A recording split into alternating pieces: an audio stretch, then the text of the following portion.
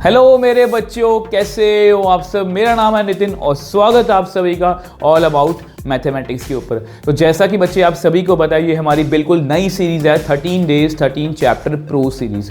और इस एक सीरीज़ के बाद आपका कॉन्फिडेंस जो है, आपकी बोर्ड एग्जाम्स की जो प्रेपरेशन है वो नेक्स्ट लेवल पे बच्चे जाने वाली है। और आज हम जिस चैप्टर को डिस्कस करने वाले हैं उस चैप्टर का बच्चे नेम है मैट्रिसेस। और ट्रस्ट में बच्चे, बहुत छोटा सा चैप्टर है बट इसका इम्पैक्ट काफ़ी बड़ा है। क्योंकि देखो बच्चे, ये चैप्टर जो है यूनिट नंबर 2 में से आता है। यूनिट नंबर 2 जो है उसमें 2 ही चैप्टर हैं, मैट्रिसेस और डिटर्मिनेंट। अगर आपने इसको अच्छे से कर लिया, और ये दोनों आपस में बिल्कुल इंटरकनेक्टेड हैं, इसके बिना आप डिटर्मिनेंट नहीं कर सकते। और अगर आपने मैट्रिसेस आज की वीडियो में अच्छे से कर लिया, आपका डिटर्मिनेंट का 50% काम आज ही खत्म हो जाएगा। बाकी हम नेक्स्ट वीडियो में जो 50% रह गया उसको हम नेक्स्ट वीडियो में कंप्लीट कर लेंगे और आपके बच्चे 10 नंबर जो हैं इसमें से पक्के होने वाले हैं। इससे पहले हम यूनिट 1 में से 8 नंबर पक्के कर चुके हैं। ऑब्वियसली बात, आपका कॉन्फिडेंस इस लेवल पे बच्चे जाने वाला है, क्योंकि हमें पता है कि हमने NCERT exemplar, PYQs, competency based कोई भी क्वेश्चन नहीं छोड़ने वाले। और हर तरह के क्वेश्चन मिलेंगे, एमसीक्यू से लेके लास्ट केस स्टडी तक हर तरह का क्वेश्चन बच्चे आपको मिलने वाला है। तो बिना किसी देरी के एक पॉजिटिव और अच्छे मन से वीडियो को जो है वो स्टार्ट करते हैं। तो सबसे पहले बच्चे हम करेंगे इस चैप्टर की बेसिक समरी। अगर हम समरी की बात करें, मैट्रिक्स किसको बोलते हैं? देखो, मैट्रिक्स क्या होता है? रेक्टेंगुलर अरेंजमेंट ऑफ नंबर्स और फंक्शंस। अगर हम नंबर्स या फंक्शंस को रेक्टेंगुलर अरेंजमेंट कर दें, उसको हम मैट्रिक्स बोलते हैं। जैसे कि मैंने ये लिखा हुआ है, इसको हम क्या बोलते हैं? रोज बोलते हैं। इस तरह से वर्टिकल को क्या बोलते हैं? हम कॉलम्स बोलते हैं। और याद रखना, इसको हम क्या बोलते हैं? ऑर्डर, जिसमें पहले हम क्या लिखते हैं? आर, फिर लिखते हैं सी। पहले रोज लिखते हैं, फिर कॉलम्स, और इसी को हम क्या बोलते हैं? ऑर्डर। इसको आप शफल नहीं कर सकते आगे पीछे, याद रखना आर सी, पहले रो फिर कॉलम। ठीक है। अब इसमें अगला टॉपिक जो है वो है टाइप्स ऑफ मैट्रिसेस। तो बच्चे बहुत ध्यान से इसको करना है, क्योंकि इसमें ये टाइप्स जो है, मैं ये नहीं बोल रहा कि डेफिनेशंस आपको पेपर में पूछेंगे, बट इनमें से कई बार रीजन सर्चन में कुछ ऐसे क्वेश्चंस होते हैं, तब ऐसी चीजें आपको क्लियर होनी चाहिए। जैसे कि रेक्टेंगुलर मैट्रिक्स, जिसमें रो और कॉलम आपस में बराबर नहीं होते, जैसे कि ये वाली एग्जांपल, इसमें रो 2 हैं और कॉलम कितने हैं? 3, तो ये रेक्टेंगुलर मैट्रिक्स है।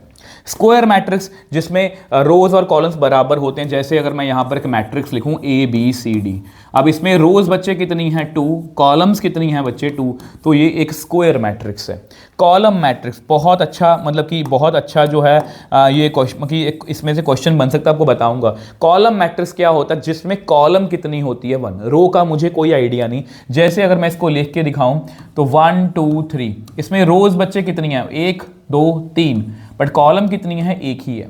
ठीक है बच्चे। अब सेम वे से रो मैट्रिक्स क्या होता है? जस्ट उससे उल्टा, इसमें रोज कितनी होती है? रो कितनी होती है? 1, कॉलम जितनी मर्जी। इसकी एग्जांपल ये रही। अब इसमें रो कितनी है? 1, और कॉलम कितनी है बच्चे? 3।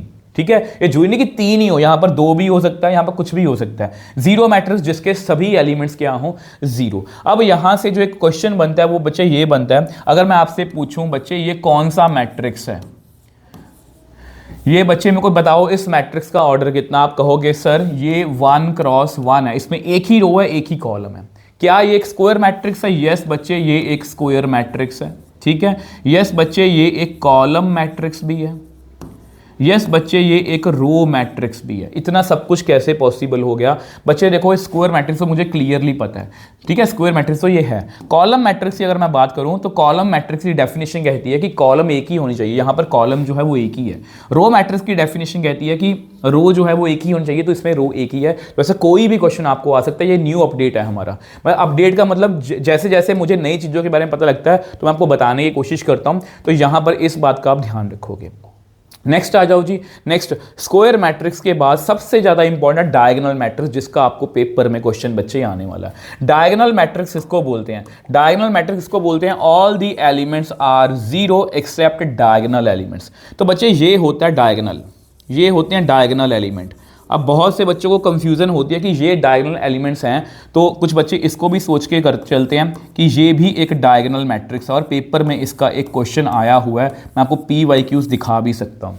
और बच्चे इसमें ऑप्शन में लिखा होता है कि ये एक डायगोनल मैट्रिक्स है, क्योंकि ये डायगोनल बन रहा है। डायगोनल ऐसे भी बन सकता है, ऐसे भी बन सकता है। तो यहाँ पर बच्चे आप गलत हो, अपने आप को थोड़ा सा करेक्ट कर लो, क्योंकि ये डायगोनल एलिमेंट्स नहीं है। यहाँ मैंने क्या लिखा है? All elements are 0 except diagonal elements. तो डायगोनल एलिमेंट्स कौन से होते हैं? वो होते हैं बच्चे AII। ये एक डायगोनल एलिमेंट है। अगर मैं इसकी बात करूं तो ये कौन सा एलिमेंट है, ये है आपका A11, ये कौन सा है आपका A22 second row second column, और ये कौन सा है 33 ए थर्ड रो थर्ड कॉलम। अगर मैं इसकी बात करूं तो ये कौन सा एलिमेंट हुआ, ये हुआ फर्स्ट रो का थर्ड कॉलम। ये कौन सा हुआ A22, ठीक है। ये कौन सा हुआ 3 की अगर मैं बात करूं थर्ड रो है और फर्स्ट कॉलम है। तो ये डायगोनल एलिमेंट्स जो हैं बच्चे वो नहीं है, इसलिए डायगोनल हम इसी को कंसीडर करते हैं। बहुत अच्छा इसमें से क्वेश्चन भी बन सकता है, और आपके PYQs में मैंने क्वेश्चन भी देखा था कि उन्होंने इसको ऐसे लिखा हुआ है। तो ये भी एक डायगोनल मैट्रिक्स लिखने की डेफिनेशन है कि AIJ का आंसर 0 के इक्वल नहीं होता, और AIJ का आंसर 0 के इक्वल होता है अगर I is equal to J है, अगर I not equal to J है। तो बेसिकली मैंने यही चीज़ लिखी हुई है। अगर आप यहाँ पर ध्यान से देखो, बच्चे कि यहाँ मैंने लिखा हुआ 1 2 3, ये कौन से एलिमेंट है, डायगोनल एलिमेंट्स हैं। ए जहाँ पर I और J आपस में क्या है, बराबर हैं, तो वो 0 नहीं है। बाकी सभी क्या हैं, 0 के बराबर है। तो ये भी डायगोनल मैट्रिक्स लिखने का एक तरीका है, ठीक है। स्केलर मैट्रिक्स, जिस भी डायगोनल, देखो स्केलर मैट्रिक्स जो है बेसिकली किसकी टाइप है, डायगोनल मैट्रिक्स के अंदर ही वो आता है। हाँ, वो स्क्वायर जरूर होना चाहिए, जिसमें इसकी डेफिनेशन क्या है कि ये सभी एलिमेंट्स जो हैं वो बराबर होने चाहिए। और इसको बच्चे अच्छे से कर लेना। ये सभी क्वेश्चन जो है आपको मैं PYQs आज की वीडियो में दिखाऊंगा, ऐसे बहुत सारे PYQs हैं, ठीक है। अब 2 2 2, जैसे अगर मैं इसको लिखना चाहूँ, इसको मैं ऐसे लिख सकता हूँ कि AIJ का आंसर हमेशा एक कॉन्स्टेंट आएगा, AIJ का आंसर हमेशा 0 आएगा अगर I और J बराबर है, अगर I और J बराबर नहीं है। मतलब इसका आंसर 2 आएगा। यहाँ पर 2 लिख दूंगा तो सब जगह 2 आएगा, 3 लिख दूंगा सब जगह क्या आएगा, 3 आएगा। ये स्केलर मैट्रिक्स है। आइडेंटिटी मैट्रिक्स अगेन बहुत ज़्यादा इंपॉर्टेंट है, हर बार यूज होगा यार। अगर डायगोनल मैट्रिक्स के मैं सभी जगह पर क्या लिख दूँ, 1 1 1 लिख दूँ, तो ये एक आइडेंटिटी मैट्रिक्स बन जाएगा। इसकी भी मैं डेफिनेशन अगर लिखना चाहूँ तो मैं ऐसे लिख सकता हूँ कि AIJ का आंसर 1 आएगा, AIJ का आंसर 0 आएगा, अगर I और J बराबर है तो 1 आएगा, अगर I और J बराबर नहीं है तो फिर 0 आएगा। तो ये आपका बहुत ही इंपॉर्टेंट पार्ट है, मतलब इसमें से काफ़ी क्वेश्चन आपको पेपर में आ सकते हैं। नेक्स्ट देखो बच्चे, नेक्स्ट अब छोटी छोटी चीज़ें हैं। इक्वलिटी, देखो मैट्रिक्स जब भी इक्वल होते हैं तो both must have same order, corresponding element should be same. इसको मैं दिखाना चाहूँ तो मैं इसको ऐसे दिखा सकता हूँ। ये मैंने 2 मैट्रिक्स लिखे हैं यहाँ 1 2 3 4, ठीक है। अब इन तो ऑर्डर कितने हैं, 2 क्रॉस 2, इसका भी ऑर्डर कितना है, 2 क्रॉस 2। ये बराबर तभी होंगे अगर x और 1 आपस में इक्वल है, y और 2 आपस में इक्वल है, a और 3 आपस में इक्वल है, b और 4 आपस में इक्वल है। तो ये है आपकी इक्वलिटी। अब देखो बच्चे, इसमें एडिशन कैसे करनी है, बहुत अच्छा क्वेश्चन है ये। अगर मैं एडिशन की बात करूँ, देखो एडिशन करनी बहुत ज़्यादा आसान है। इसमें बस इस बात का ध्यान रखना कि इसका ऑर्डर 2 क्रॉस 2 है और इसका ऑर्डर भी 2 क्रॉस 2 होना चाहिए, सेम ऑर्डर होना चाहिए। 1 में 5 ऐड किया 6 आया, 2 में 6 ऐड किया 8 आया, 3 में 7 ऐड किया 10 आया, 4 में 8 ऐड किया 12 आया, ठीक है बच्चे। अब सेम वे से अगर आप सब्ट्रैक्शन की और देखो, इसका ऑर्डर भी सेम होना चाहिए, 2 क्रॉस 2 2 क्रॉस 2। तो इसमें क्या करते हैं, 1 में से 5 गया -4, 2 में से 6 गया -4, 3 में से 7 गया -4, 4 में से 8 गया -4। ये बाय चांस की बात है कि सेम आ रहे हैं, मतलब मेरा कहने का मतलब यह है कि सब्ट्रैक्शन जैसे मर्जी कर सकते हो आप। अब स्केलर मल्टीप्लिकेशन की बात करते हैं। अब देखो स्केलर मल्टीप्लिकेशन में क्या है कि स्केलर का मतलब है कांस्टेंट। तो मुझे कांस्टेंट से मैट्रिक्स को मल्टीप्लाई करना है। तो कैसे होता है, 3 को 1 से कर दो, 3 1 ज़ा 3, 3 2 ज़ा 6, 3 3 ज़ा 9 एंड 3 4 ज़ा 12। तो ये आपका एक स्केलर मैट्रिक्स स्केलर मैट्रिक्स और स्केलर मल्टीप्लिकेशन की एक एग्जांपल है। अब ये आपका बहुत ज़्यादा इंपॉर्टेंट टॉपिक है, कुछ बच्चे इसमें मार खाते हैं। अगर आप बच्चे इसमें मार खाओगे ना, और पता क्या है, ये एक ऐसी चीज़ है जो आपको ठीक है समझ में आ जाएगी, कुछ क्वेश्चन में आप कंफ्यूज भी हो जाओगे, बट अगर आपको ये अच्छे से नहीं आती, आपकी प्रैक्टिस में अच्छे से नहीं है, तो समझ लो आपका 5 नंबर का क्वेश्चन गया। यस बच्चे, आपका 5 नंबर क्वेश्चन निकल जाएगा अगर आपने इसको अच्छे से नहीं किया। तो बहुत ध्यान से करेंगे बच्चे। इसको अगर आप देखो, इसका ऑर्डर कितना है, 2 क्रॉस 2, इसका ऑर्डर कितना है, 2 क्रॉस 3, ठीक है। अब इसमें इसका ऑर्डर कितना है, 2 क्रॉस 3, इसका ऑर्डर कितना है, 2 क्रॉस 2। तो देखो मल्टीप्लाई में, देखो एडिशन में, सब्ट्रैक्शन में क्या है कि ऑर्डर मस्ट बी सेम, और ऑर्डर अगर सेम है तो मल्टीप्लाई तो ऑब्वियसली बात है, 2 मैट्रिसेस की मल्टीप्लाई पॉसिबल है। बट यहाँ पर देखो ये ऑब्वियसली बात है, एडिशन ऐसे पॉसिबल नहीं है। इन दोनों मैट्रिसेस में एडिशन या सब्ट्रैक्शन पॉसिबल नहीं है, बट जो मल्टीप्लाई है वो पॉसिबल हो भी सकती है, नहीं भी हो सकती। उसको कैसे चेक करना है, बहुत ध्यान से समझेंगे। ये सेम चीज़ बच्चे, ये सेम चीज़ के आपको बहुत सारे क्वेश्चन आपको मिलने वाले, आपको दिखाऊंगा आज। अब देखो हमें क्या देखना है, हमें ये देखने से कैसे याद रखोगे कि पास पास वालों में जो पास पास पड़ोसी होते हैं उनमें आपस में प्यार होना चाहिए, मतलब वो एक जैसे होने चाहिए। जैसे यहाँ पर 2 है और ये भी 2 है, तो इट शुड बी सेम, ये सेम होना चाहिए। अगर ये बच्चे सेम होगा तभी इसकी मल्टीप्लाई पॉसिबल है। ये बात समझ में आई। अब देखो बच्चे, यहाँ पर ऑब्वियस सी बात है, एक का ऑर्डर है 2 क्रॉस 2, एक का ऑर्डर है 2 क्रॉस 3। तो यहाँ पर जो नेक्स्ट मैट्रिक्स है, जो नया मैट्रिक्स बनेगा उसका ऑर्डर कितना बनेगा, तो ये डिसाइड करेगा उसका ऑर्डर। तो प्लीज़ इस बात को ध्यान रखोगे, बहुत अच्छी चीज़ मैं आपको बता रहा हूँ। अब सेम वैसे यहाँ पर देखो यार, यहाँ पर देखो, इसमें क्या हो रहा है कि ये पास पास वाले जो पड़ोसी हैं ये एक जैसे नहीं है, मतलब ये सेम नहीं है। अगर सेम नहीं है तो हम क्या करेंगे, इसमें मल्टीप्लाई जो है वो पॉसिबल ही नहीं है। तो प्लीज़ इस बात का ध्यान रखोगे। अब यहाँ पर पॉसिबल है, यहाँ पर पॉसिबल नहीं है, तो इसको करना कैसे है वो भी कर लेते हैं। आ जाओ जी, इसको 1 2, यहाँ पर कितना 3 4, ठीक है, 1 2 3 4, और यहाँ पर कितना 4 5 6 0 1 2, 4 5 6 0 1 2। आओ इनको मल्टी, इसका ऑर्डर आपको पता है 2 क्रॉस 2 है, इसका ऑर्डर 2 क्रॉस 3 है, ठीक है। नया ऑर्डर कितना बनेगा 2 क्रॉस 3। इसको मल्टीप्लाई करते हैं। देखो इसको मल्टीप्लाई करने के लिए क्या करेंगे, सबसे पहले हमें क्या करना है, ये देखो इस तरह से करना है। एक बात सीख लो, ठीक है। इस रो को हमें इस कॉलम से, याद रखना पहली रो को, देखो ऑर्डर कैसे स्टार्ट होता है आर सी से, तो मल्टीप्लाई भी आर सी से स्टार्ट होगी। इसकी रो को इसकी कॉलम से मल्टीप्लाई करना है। 1 × 4 4, 2 × 0 0। नेक्स्ट, अब नेक्स्ट क्या करेंगे, इसको आगे ले जाओ, रो वही रहेगी हमारी, कॉलम से मल्टीप्लाई करना है। हर एक रो को हमें कॉलम से मल्टीप्लाई करना है। 1 को 5 से करा 5, 2 को 1 से करा 2, 1 को 5 से करा, 2 को 1 से करा, ठीक है। सेम नेक्स्ट चलते हैं जी। अब इसी रो को नेक्स्ट कॉलम से 1 को 6 से करा 6, 2 को 2 से करा 4। आ जाओ जी वापस। अब देखो हमारी कॉलम रो जो है वो चेंज हो गई होगी, उसने सबको मल्टीप्लाई कर लिया है। अब रो 2 की बारी है, तो 3 को 4 से करा 12, 4 को 0 से करा 0। नेक्स्ट आ जाओ जी, नेक्स्ट इसी को इससे करेंगे, तो 3 5 15, 4 1 4। नेक्स्ट देखो उसके बाद देखो 3 6 18, 4 2 8। तो ये है जी आपकी मल्टीप्लाई। इसका ऑर्डर चेक कर लो 2 क्रॉस 3, और यहाँ पर भी वही है। इस तरह से इसको ऐड कर लेना, तो ये आपका आंसर है। इस तरह से मल्टीप्लाई बच्चे करनी है, और ये बहुत ज़्यादा इंपॉर्टेंट है। अब नेक्स्ट जो इंपॉर्टेंट टॉपिक है वो है बच्चे आपका ट्रांसपोज। इसका मतलब क्या होता है, इंटरचेंजिंग रोज एंड कॉलम्स। मतलब यार इसका सिंपल सा मतलब ये है कि अगर मैंने यहाँ पर एक मैट्रिक्स लिखा है 1 2 3 4, चलो बदल इस तरह से लिखते हैं। इसका ऑर्डर कितना है 2 क्रॉस 3, इसका ऑर्डर कितना 2 क्रॉस 3। इसका ट्रांसपोज कैसे होगा बच्चे, मैं बेसिकली मैं इंटरचेंजिंग रोज एंड कॉलम, इस पूरी रो को मैं क्या कॉलम में लिख दूंगा 1 2 5, इस पूरी रो को मैं कॉलम में लिख दूंगा 3 4 6। अब इसका ऑर्डर हो गया 3 क्रॉस 2, यानी कि ये है आपका ट्रांसपोज। प्रॉपर्टीज़ हैं, अगर इसका डबल अगर मैं फिर से ट्रांसपोज करूंगा तो ऑब्वियस ही बताइए बच्चे ये वापस यही मैट्रिक्स बन जाएगा। के ए का ट्रांसपोज, के एक कांस्टेंट है, कांस्टेंट का ट्रांसपोज क्या होगा, तो के A transpose. A plus B का ट्रांसपोज कितना होता है, A transpose plus B transpose. A minus B का ट्रांसपोज कितना होता है, A transpose minus B transpose. और सबसे इंपॉर्टेंट, ए बी का ट्रांसपोज कितना होता है, उल्टा बी ट्रांसपोज ए ट्रांसपोज। जैसे अगर मैं लिखूं ए सी का ट्रांसपोज कितना होगा, C transpose A transpose. B A का ट्रांसपोज कितना होगा, ए ट्रांसपोज बी ट्रांसपोज। इस बात का ध्यान रखोगे, बहुत ज़्यादा इंपॉर्टेंट है। नेक्स्ट हमें करना है symmetric and skew symmetric matrix. अगर कोई भी मैट्रिक्स जिसमें वो जो ए है वो स्क्वायर मैट्रिक्स होना चाहिए, ए इज स्क्वायर मैट्रिक्स, ए जो है एक स्क्वायर मैट्रिक्स बच्चे होना चाहिए, ठीक है। इस बात का ध्यान रखना कि ए जो है एक स्क्वायर मैट्रिक्स होना चाहिए।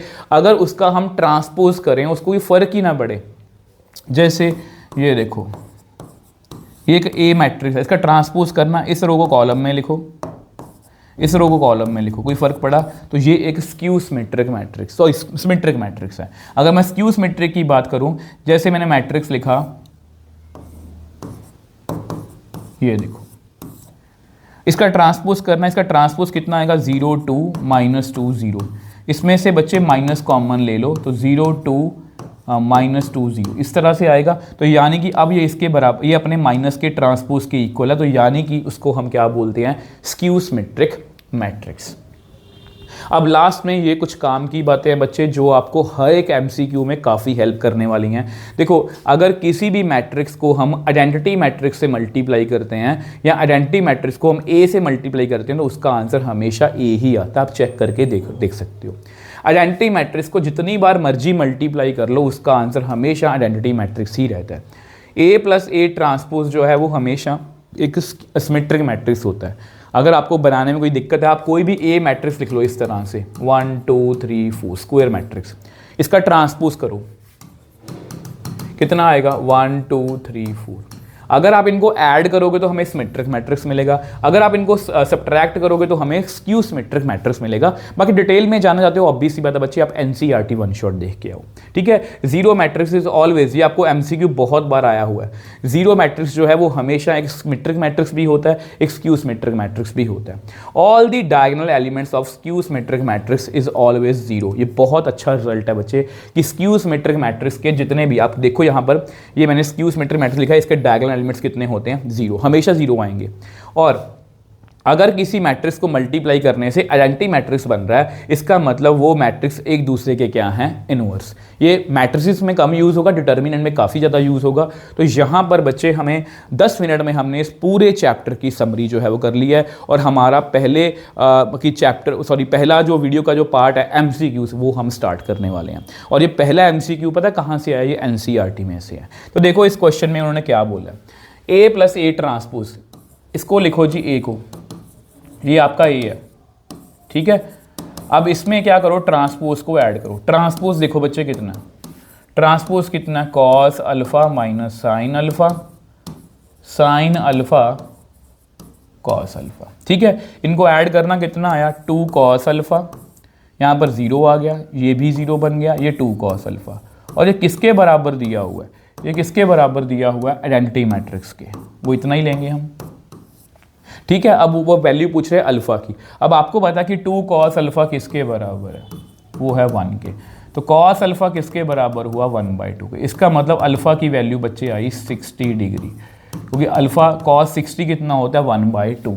तो आपका आंसर कितना आया बच्चे, बी ऑप्शन इसका राइट आंसर है, ठीक है बच्चे। आ जाओ नेक्स्ट क्वेश्चन पर, नेक्स्ट क्वेश्चन देखते हैं। अब देखो आप ये ना फील कर पाओगे कि मैट्रिसेस में से आपको एमसीक्यूज जो है बहुत ज़्यादा आने वाले हैं, कम से कम 2 3 4 एमसीक्यूज आपको सिर्फ मैट्रिसेस में से मिल जाएंगे। अब ये देखो बहुत अच्छा क्वेश्चन है, ये भी एनसीईआरटी का है। तो एनसीईआरटी के बेस्ट क्वेश्चंस मैंने उठाए हैं। ए स्क्वायर को कैसे फाइंड करेंगे, पहले ए लिख लो और उसके बाद फिर से ए लिख लो और इनको मल्टीप्लाई कर दो, क्योंकि उन्होंने क्वेश्चन में बोला कि alpha square is equal to I है। मल्टीप्लाई करो, कितना आया, alpha square plus beta gamma, ठीक है, alpha beta minus alpha beta. आपको पता है ना ये 2 क्रॉस 2 है, इनकी मल्टीप्लाई जो है पॉसिबल है, ठीक है। इसको इससे किया, आप सेकेंड रो से कर लिया। अब सेकेंड रो की बारी है, alpha gamma minus alpha gamma, ठीक है, beta gamma plus alpha square, ये देखो जी इतना आ गया। इसको थोड़ा ढंग से लिखते हैं, alpha square plus beta gamma, यहाँ पर 0 0, alpha square plus beta gamma. और ये किसके इक्वल है, ये इक्वल है जी 1 0 0 1 के, आइडेंटिटी मैट्रिक्स के। तो यहाँ पर alpha square plus beta gamma की वैल्यू कितनी आ गई, 1। अगर हम अपने आंसर से किसी को मैच करके देखें तो किसके साथ ये मैच हो रहा है, तो ये basically 1 minus alpha square minus beta gamma is equal to 0, मतलब ये सी ऑप्शन से बच्चे मैच हो रहे हैं, ठीक है। आ जाओ नेक्स्ट क्वेश्चन पर, नेक्स्ट क्वेश्चन पे चलते हैं। नेक्स्ट क्वेश्चन देखो जी, ये भी मैट्रिक्स एनसीईआरटी के अंदर से है और एनसीईआरटी में से बहुत से क्वेश्चन बनते हैं। ये जो क्वेश्चन है, ये पहले वाला जो क्वेश्चन आपको दिखाऊंगा, शायद मुझे याद नहीं, मैंने डिलीट कर दिया कि नहीं कर दिया, बट ये क्वेश्चन जो है आपको 25 में आया था, मतलब थोड़ा सा बदल के, ठीक है। ये क्वेश्चन भी आपको जो है 23 में पूछा गया और सेम वे से ये क्वेश्चन जो है ये हर साल किसी न किसी और तरीके से रिपीट हो जाता है। जैसे ए square is equal to A दिया हुआ है, आई प्लस ए का क्यूब माइनस 7a की वैल्यू उन्होंने पूछी है। तो इसका क्यूब खोल लो, I cube A cube plus B cube plus 3a square B plus 3ab square minus 7a। अब आपको आज ही सिखाया था कि आइडेंटिटी मैट्रिक्स को जितनी बार मर्जी मल्टीप्लाई कर लो, आइडेंटिटी मैट्रिक्स ही होता है। अब इसको ब्रेक करके लिख लेते हैं ए स्क्वायर इंटू ए, आई स्क्वायर का कितना आएगा, आई ही आएगा, ठीक है, प्लस आई, ए स्क्वायर की वैल्यू हमें दी हुई है कितनी, ए, -7 है। आ जाओ नेक्स्ट, आई यहाँ पर कितना आएगा, आई ए स्क्वायर की वैल्यू ए दी हुई है, आई को आइडेंटिटी मैट्रिक्स को हम ए से मल्टीप्लाई करेंगे तो ए ही आएगा, सेम यहाँ पर भी ए ही आएगा, -7a। और ए स्क्वायर बन गया, ये कितना बन गया, ए स्क्वायर की वैल्यू कितनी है अगेन ए।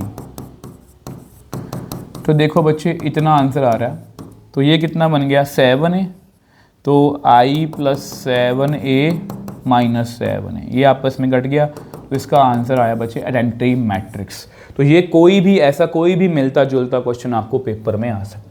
आ जाओ जी बच्चे, अब ये आपका लेटेस्ट सैम्पल पेपर, जो आपका लेटेस्ट वाला सैम्पल पेपर है उसमें है। आपको अगर आपने मेरी सैम्पल पेपर वीडियो नहीं देखी तो प्लीज़ वो वीडियो जाके देखो, वो आपको बहुत बेनिफिट दे सकती है। अब देखो जो मैंने आपको बताया था, इसमें बहुत से क्वेश्चन। अब देखो ए मैट्रिक्स दिया हुआ जिसका ऑर्डर कितना है m×4, बी मैट्रिक्स दिया हुआ जिसका ऑर्डर कितना है n×3, सी मैट्रिक्स जिसका ऑर्डर कितना है p×q। इसका आपको क्वेश्चन यार पेपर में 100% ग्रांटेड आएगा ही आएगा।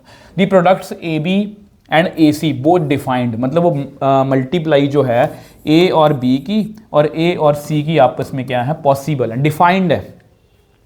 And defined are of square matrix, मतलब जो भी इनका आंसर आएगा, जैसे इनका आंसर x आ रहा है, ठीक है, अब वो एक स्क्वायर मैट्रिक्स है, यहाँ पर क्या है, एक स्क्वायर मैट्रिक्स है, यहाँ पर भी जो आंसर आ रहा है वो एक स्क्वायर मैट्रिक्स है। स्क्वायर मैट्रिक्स समझते हो, रो ओवर कॉलम बराबर है। Then the value of m, n, p and q की वैल्यू पूछी।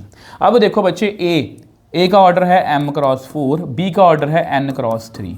अब ये मल्टीप्लाई पॉसिबल है, इसका मतलब जो पास पास वाले हैं वो बराबर होंगे। यहाँ से n की वैल्यू कितनी आ गई, 4, यहाँ से n की वैल्यू कितनी आ गई, 4। और आपको पता है कि इसका आंसर एक स्क्वायर मैट्रिक्स है और नए मैट्रिक्स का ऑर्डर कितना बनेगा, m×3। और अगर ये एक स्क्वायर मैट्रिक्स है, इसका मतलब m की वैल्यू भी कितनी आएगी, 3 आएगी। तो n भी आ गया 4 और m भी आ गया 3। इसको देख लेते हैं, ए का ऑर्डर कितना है, m×4 और सी का ऑर्डर है p×q। और मल्टीपल पॉसिबल है, इसका मतलब p की वैल्यू कितनी आ रही है यहाँ से, 4। और नए मैट्रिक्स का ऑर्डर कितना बनेगा, m×q। अब m की वैल्यू 3 है तो q भी, क्योंकि ये भी एक स्क्वायर मैट्रिक्स है, तो q की वैल्यू भी यहाँ से कितनी आएगी, 3 ही आएगी। तो आपके सामने है m और q क्या आ रहे हैं, 3, m और q कहाँ पर है, m और q, ये रहा m और q 3 है, n और p, यस ये ए ऑप्शन इसका राइट आंसर है। तो प्लीज़ बच्चे ये बहुत अच्छा क्वेश्चन है, इसके बहुत सारे क्वेश्चन आपको आ सकते हैं।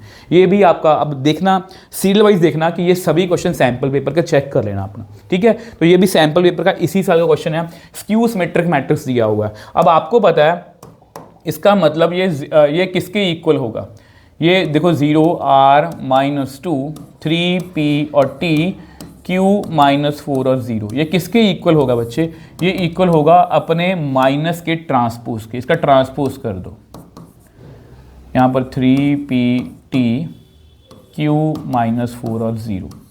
अब इस माइनस को अंदर ले जाओ, तो 0 -3 -q -r -p4 2 -t 0, ठीक है। अब इसको कंपेयर करो, r की वैल्यू फिर कितनी है, r की वैल्यू बच्चे यहाँ से आ रही है -3, -q इज इक्वल टू -2, तो q की वैल्यू आ रही है 2, p की वैल्यू आ रही है -p के इक्वल। इसका मतलब 2p इज इक्वल टू 0, इसका मतलब p कितना आ रहा है, 0। t की वैल्यू कितनी आ रही है बच्चे, 4, और q की वैल्यू अगेन 2 ही आ रही है, चेक कर लेना। t की वैल्यू अगेन 4 है, हर एक वैल्यू चेक करना, कई बार वो वैल्यू मैच नहीं होती तो हम वहाँ बोल सकते हैं वैल्यूज़ जो हैं वो हम निकाल नहीं सकते। अब पूछा क्या है उन्होंने, q + t और p + r। q की वैल्यू कितनी है आपकी, 2 और t की वैल्यू है 4, p है आपका 0 और r है आपका -3, तो 6/-3 इज इक्वल टू -2। तो ऑप्शन ए इसका राइट आंसर है। आ जाओ जी नेक्स्ट क्वेश्चन पर। नेक्स्ट क्वेश्चन देखो, बहुत अच्छा क्वेश्चन है, ये भी आपका सैम्पल पेपर का क्वेश्चन है। तो इसका इन्वर्स निकालना भी, डायगोनल मैट्रिक्स है, इसका इन्वर्स बहुत ही आसान है, 3 का 1/3, 2 का 1/2, 5 का 1/5। आ जाओ नेक्स्ट क्वेश्चन पर। अब ये देखो, अब ये आपका PYQ है बच्चे, मुझे नहीं पता ये 25 में आएंगे 24 में है, बट ये क्वेश्चन आपको पूछा गया, बहुत आसान है। इसमें क्या है, इसका ऑर्डर देखो बच्चे, इसका ऑर्डर है 3×3, इसका है 3×1 और इसका है 1 रो है, 3 कॉलम्स हैं। उन्होंने बोला only A B is defined. अगर हम ए बी की बात करें तो ए का ऑर्डर है 3×3, बी का ऑर्डर है 3×1 अब ऑब्वियसली बात है ये आपस में सेम है, तो इसका मतलब ये पॉसिबल है, ठीक है। ओनली ए सी की अगर मैं बात करूं तो ए है आपका 3x3 और सी है आपका 1x3। ऑब्वियसली बात है ये पॉसिबल नहीं है, ठीक है, तो ये ऑप्शन बिल्कुल गलत है। ओनली बी ए, देखो अगर बी ए की बात करूं तो अगर मैं ए को आगे रख लूं, तो अगर मैं ए को आगे रखूंगा तो यहाँ पर देखो कि ये जो है ये सेम नहीं है, तो ये भी पॉसिबल नहीं है, मतलब ये ऑप्शन भी गलत है, ये भी गलत है, ये भी गलत है। ऑल ए बी ए सी तो डिफाइन है ही नहीं है, तो इसका मतलब ए ऑप्शन इसका राइट आंसर है। तो बहुत अच्छा क्वेश्चन है, बहुत इजी क्वेश्चन है। नेक्स्ट देखो, अब ये मैं को बताया था स्केलर मैट्रिक्स का क्वेश्चन आपको पेपर में आने ही वाला है, ये आपका PYQ है 2025 का। अब स्केलर मैट्रिक्स की ये पहचान होती है कि उसमें यहाँ पर जितने भी एलिमेंट्स हैं डायगोनल में वो सभी क्या होते हैं, सेम। इसका मतलब y की वैल्यू 7 आएगी, और ये कितना होगा, ये होना चाहिए आपका 0, क्योंकि बाकी जितने भी नॉन डायगोनल एलिमेंट्स हैं वो 0 होते हैं। तो y की वैल्यू 7 है और x की वैल्यू कितनी है, 0। तो 7 की पावर y की पावर x पूछा उन्होंने, तो 1 आ गया, ठीक है। अब वो पूछते हैं x प्लस वाई बता दो, 2x प्लस वाई बता दो, कुछ भी आ सकता है, तो ये आपका आंसर है। नेक्स्ट क्वेश्चन, अब ये देखो बच्चे क्वेश्चन ये बहुत आसान है। अब ए और बी दो इन्वर्टेबल मैट्रिसेस हैं, ठीक है। Then which of the following is not correct. अब वैसे ये थोड़ा डिटर्मिनेंट का है, देखो वैसे ना मैट्रिक्स और डिटर्मिनेंट में से ऐसे मिक्स क्वेश्चन भी आपको आ सकते हैं। चलो फिर भी हम कवर कर लेते हैं इसको। ए डिटर्मिनेंट का इनवर्स और ए इनवर्स का डिटर्मिनेंट क्या होता है, हमेशा बराबर होता है। ए बी का इनवर्स कितना होता है, बी इनवर्स ए इनवर्स, ये भी हमें पता है सही है, ठीक है। ये ए इनवर्स का फॉर्मूला है एडजॉइंट ए अपॉन डिटर्मिनेंट, तो ये ऑप्शन जो है ये सही नहीं है। ए प्लस बी का इनवर्स कितना होता है, B inverse plus A inverse, ये गलत है, ठीक है जी। आ जाओ नेक्स्ट क्वेश्चन पर। अब ये देखो ये आपका 25 का जो है PYQ है। अब वैसे ना इसके मैं सही बताऊं, ये 25 में है और 24 में भी इसके जैसा सेम क्वेश्चन आया था। उसमें यहाँ पर ये लिखा हुआ then which of the following is true, शायद 24 में ये आया था कि which of the following is not true, मगर ऑलमोस्ट सेम सा ही क्वेश्चन था, ठीक है। अब देखो यहाँ पर इसको बस ध्यान में रखना कि AIJ, यहाँ पर अगर मैं लिखूँ AIJ कितना दिया हुआ है, वो दिया हुआ है J, वैसे 2 कैप लिखा हुआ है, गलत है, J माइनस 2y, ठीक है। अब सॉरी मेरे को भी आया कैप लिखने की, ठीक है। अब पूछा विच of the following is true, A12। अगर मैं A12 की बात करूं तो इसका मतलब J जो है वो आगे, ध्यान रखना J आगे थोड़ा कंफ्यूज करेगा आपको, माइनस I का 1, तो ये कितना आ गया 0, ये लिखा हुआ ग्रेटर देन 0, ये गलत है बच्चे, ये ऑप्शन गलत है, ठीक है। All IJ less than 0, all IJ, अब आपके सामने है ये 1 2 जो है वो 0 के बराबर है, वो बोले लेस देन 0, ये भी ऑप्शन गलत है, ठीक है। A31 1 3 को कैलकुलेट करो, 1 3 मतलब 3 को हम J को हम 3 लिखेंगे, I को 1 लिखेंगे, तो कितना आ गया 1। A31 मतलब J को हम क्या लिखेंगे 1 और I को क्या लिखेंगे 3, तो कितना बन गया 1 माइनस 6, दैट मीन्स -5। तो 1 माइनस 5 इज इक्वल टू -6, ये तो -4 बना, ये -6 है, तो ये भी आप ऑप्शन में गलत है। ट्रू पूछा है तो A23 चेक कर लेते हैं, ठीक है। मैं आपको समझा रहा हूँ इसलिए पूरा डिटेल में जा रहा हूँ। A23 3 माइनस 2 इंटू 2, ये कितना बना 3 माइनस 4, दैट मीन्स -1। A32 की बात करते हैं तो 2 आगे आएगा, 3 पीछे जाएगा, 2 माइनस 6 मतलब -4। अब इसमें मेरे को बताओ बड़ा कौन है, ऑब्वियसली बात है -1 जो है वो बड़ा है, तो ये ट्रू है, तो डी ऑप्शन इसका राइट आंसर है, ठीक है। आ जाओ नेक्स्ट क्वेश्चन पर। 10 क्वेश्चन हमने MCQ कर लिए हैं। अब देखना MCQs कितने आपको अच्छे लेवल के मिलने वाले हैं। मुझे नहीं लगता कि इसके बाद कुछ भी आपको ऐसा लगेगा कि यस यार पेपर में ऐसे क्वेश्चन तो नहीं आए हैं। आप कोई भी कहीं से भी कोई भी सैम्पल पर अटैम्प्ट कर सकते हो। अब देखो यहाँ पर क्या लिखा हुआ है, एज ए का ऑर्डर कितना दिया हुआ है, मैंने आपको बताया था ना ऑर्डर वाला क्वेश्चन आपको पेपर में आना ही आना है। अब उसके बाद उसमें क्या दिया हुआ है, बी एक मैट्रिक्स है सच दैट, बी का मुझे ऑर्डर नहीं पता, बी का मुझे ऑर्डर नहीं पता, such that A transpose B और बी ए ट्रांसपोज डिफाइंड है, ए ट्रांसपोज बी। अब मुझे बताओ ए ट्रांसपोज का ऑर्डर कितना होगा, n क्रॉस m, इससे उल्टा b का ऑर्डर x क्रॉस y है। अगर ये डिफाइन है मतलब यहाँ पर मल्टीप्लाई पॉसिबल है, मतलब यहाँ पर x की वैल्यू, मतलब यहाँ पर x की वैल्यू m के बराबर है, ठीक है। उन्होंने यही बोला कि B A transpose B define है, इसका ऑर्डर है x क्रॉस y और ट्रांसपोज का ऑर्डर वही n क्रॉस m। अब ये डिफाइन है, इसका मतलब y की वैल्यू कितनी है n। अब b का ऑर्डर है x क्रॉस y, तो b का ऑर्डर कितना आया m क्रॉस n। तो कौन सी ऑप्शन, सी ऑप्शन इसका राइट आंसर है। ऐसे बहुत से क्वेश्चन आपको पेपर में आ सकते हैं ऑर्डर एंड डिग्री के। 12th क्वेश्चन की बात करते हैं हम। देखो फिर से ऐसे बहुत से क्वेश्चन है यार, कितने बताऊं आपको। ये सिमेट्रिक मैट्रिक्स है। अगर ये सिमेट्रिक मैट्रिक्स है, आपको पता है कि 1 12 4y 6x 5 और 2x 8x 4 और 6 ये जो है ये अपने ट्रांसपोज के इक्वल होगा। इसका ट्रांसपोज कर दो 1 12 4y 6x 5 और 2x 8x 4 और 6 इनको बराबर कर दो आपस में। अब ये जो है ये इसके बराबर है तो 6x इज इक्वल टू 12 तो x कितना आ गया 2। 4y is equal to 8x बाकी भी चेक करो 6x इज इक्वल टू 12 यहाँ से भी x 2 आएगा ये प्लीज़ चेक करना है। 2x इज इक्वल टू 4 यहाँ से भी x 2 आएगा प्लीज़ ये चेक करना है। 8x is equal to 4y 2x is equal to बिल्कुल सही है बस हमें लास्ट लिखना है 8x is equal to 4y। अब x की वैल्यू है 2 तो ये बन जाएगा इस तरह से 16 इज इक्वल टू 4y तो y कितना आ गया 4। उन्होंने वैल्यू पूछी है 2x प्लस वाई की। अब x कितना है अपना 2 y कितना है अपना 4 तो कितना आंसर आ गया 8। तो ऑप्शन डी इसका राइट आंसर है। ठीक है बच्चे आ जाओ जी नेक्स्ट क्वेश्चन पर। नेक्स्ट क्वेश्चन देखो जी। ओके ये भी आपका 25 का PYQ है बच्चे चेक कर लेना आप। ठीक है 4 फ्रेंड्स अभय बीना छाया एंड दिवेश आज टू सिंप्लीफाई इसको हमें सिंप्लीफाई करना है और दोनों जो हैं दोनों मैट्रिसेस जो हैं वो सेम ऑर्डर के हैं A not equal to B not equal to Y A inverse not equal to B। Okay तो किसका सब ने अपने अपने आंसर दिए हैं हम भी अपनी कैलकुलेशन कर लेते हैं। ये कितना बना 3AB 3BA माइनस 4BA तो कितना बन गया 4 ये 7AB बन गया ये 7AB और माइनस ABA ये आंसर आया। ये किसने दिया आंसर ये बीना ने आंसर दिया तो बीना इज़ दी राइट बीना ने सही आंसर दिया है। मुझे बताओ यार इस क्वेश्चन में कुछ मुश्किल है यार ट्रस्ट मी इतना आसान क्वेश्चन है मेरे अकॉर्डिंग में बहुत ज़्यादा ही आसान है। ठीक है अब ये देखो विच ऑफ अब ऐसे क्वेश्चन आपको पेपर में बहुत सारे मिलेंगे तो बहुत ध्यान से करना है ऐसे क्वेश्चंस को। इसमें गलतियां होती हैं। 2 स्क्वायर मैट्रिक्स है such that A square minus B square is equal to A minus B A plus B। अब बहुत से बच्चे ना ये बोलते हैं कि वो डायरेक्टली फॉर्मूला लगा रहे वो फॉर्मूला नहीं लगाना। आपको पता है ए बी और मैट्रिसेस में ए बी और बी ए में फ़र्क होता है तो आपको क्या करना है देखो A square minus B square formula लगाने के बाद इसको मल्टीप्लाई करो। ए को ए से मल्टीप्लाई किया ए स्क्वायर ए को बी से किया ए बी बी को ए से किया माइनस बी ए इसको ए बी नहीं लिखना और minus B square.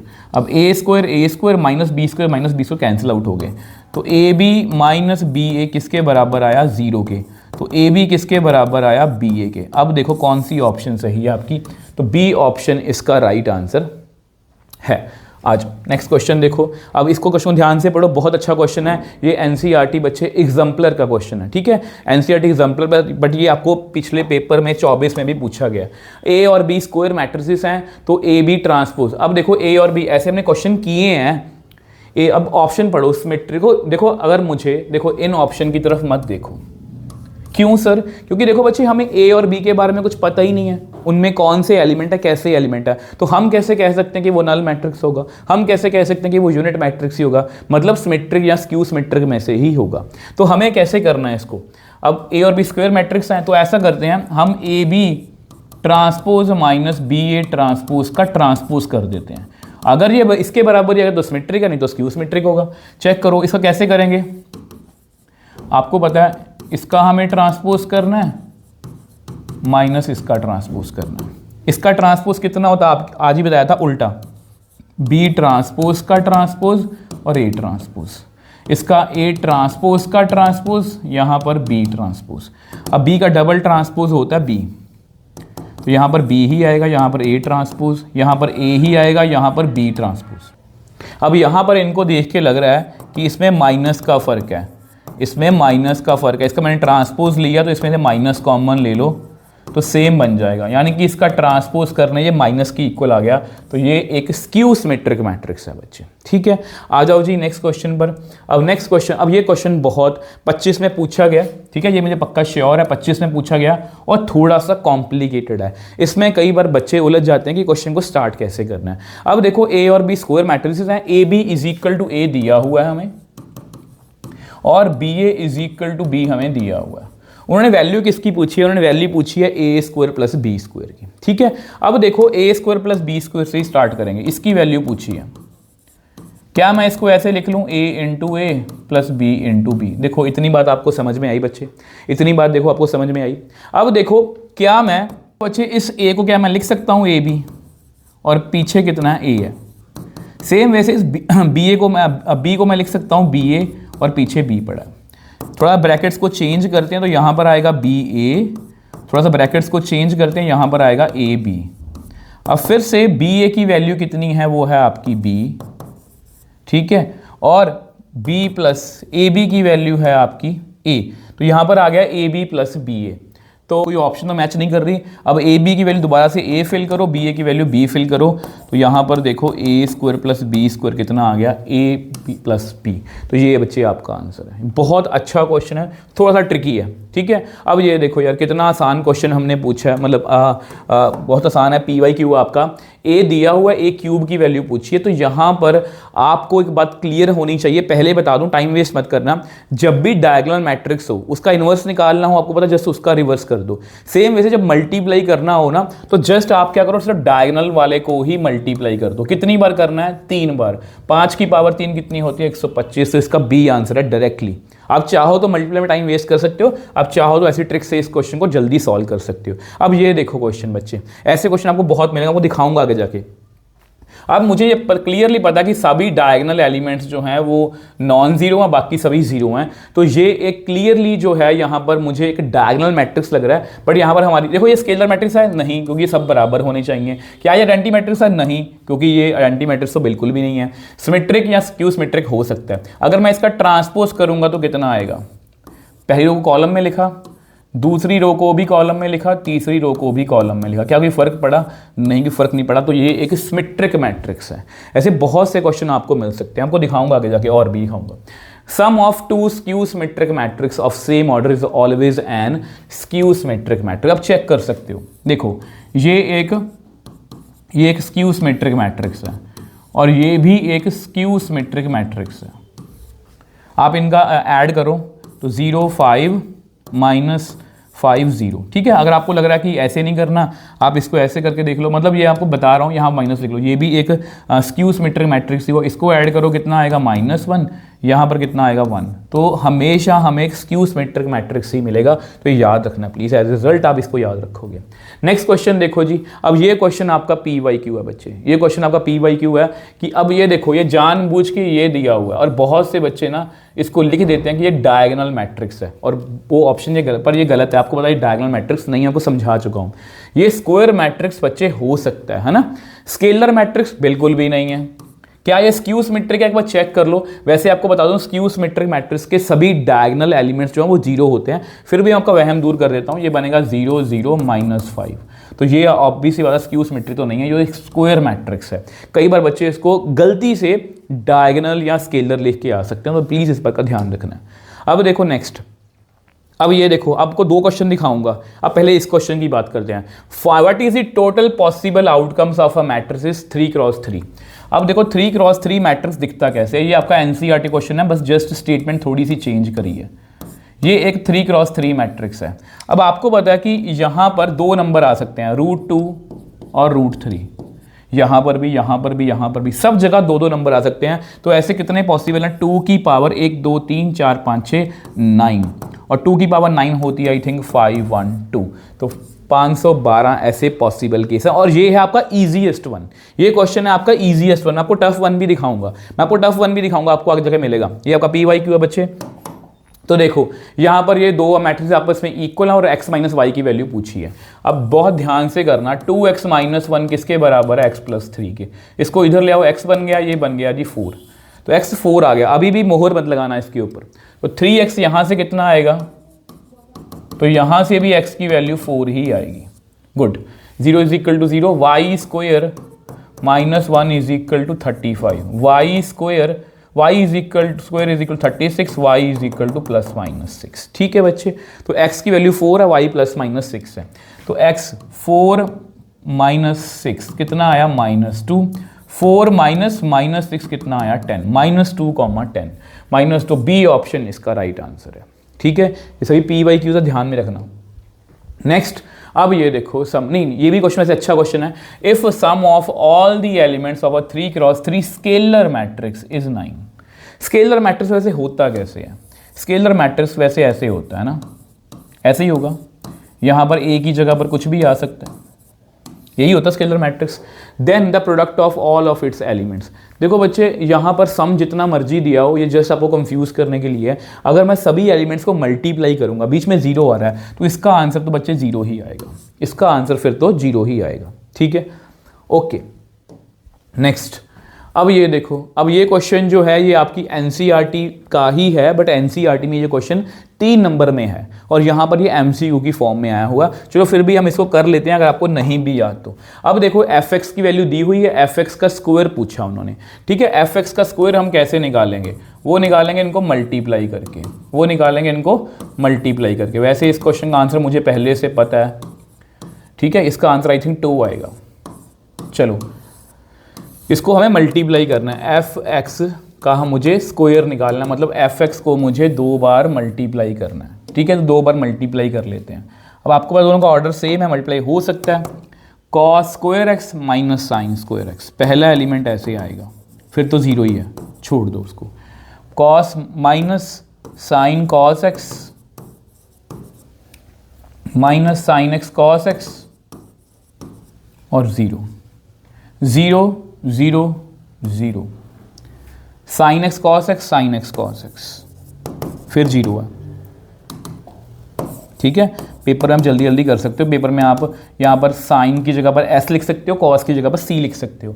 Minus sine square x plus cos square x, फिर जीरो है, फिर जीरो जीरो की zero, zero zero one, zero zero ही आएगा, sorry, zero zero zero zero zero one, तो यहाँ पर जीरो जीरो वन आ रहा है। ठीक है, तो ये बेसिकली किसका फॉर्मूला? ये बेसिकली फॉर्मूला है cos 2x का।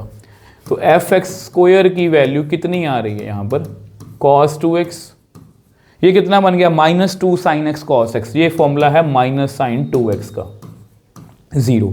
अगेन ये फॉर्मूला किसका? 2 साइन एक्स मतलब साइन 2x का, अरे साइन 2x का। उसके बाद ये किसका फॉर्मूला? इसको उल्टा लिख लो, cos square x minus sine का cos 2x का, यहाँ पर जीरो जीरो जीरो वन।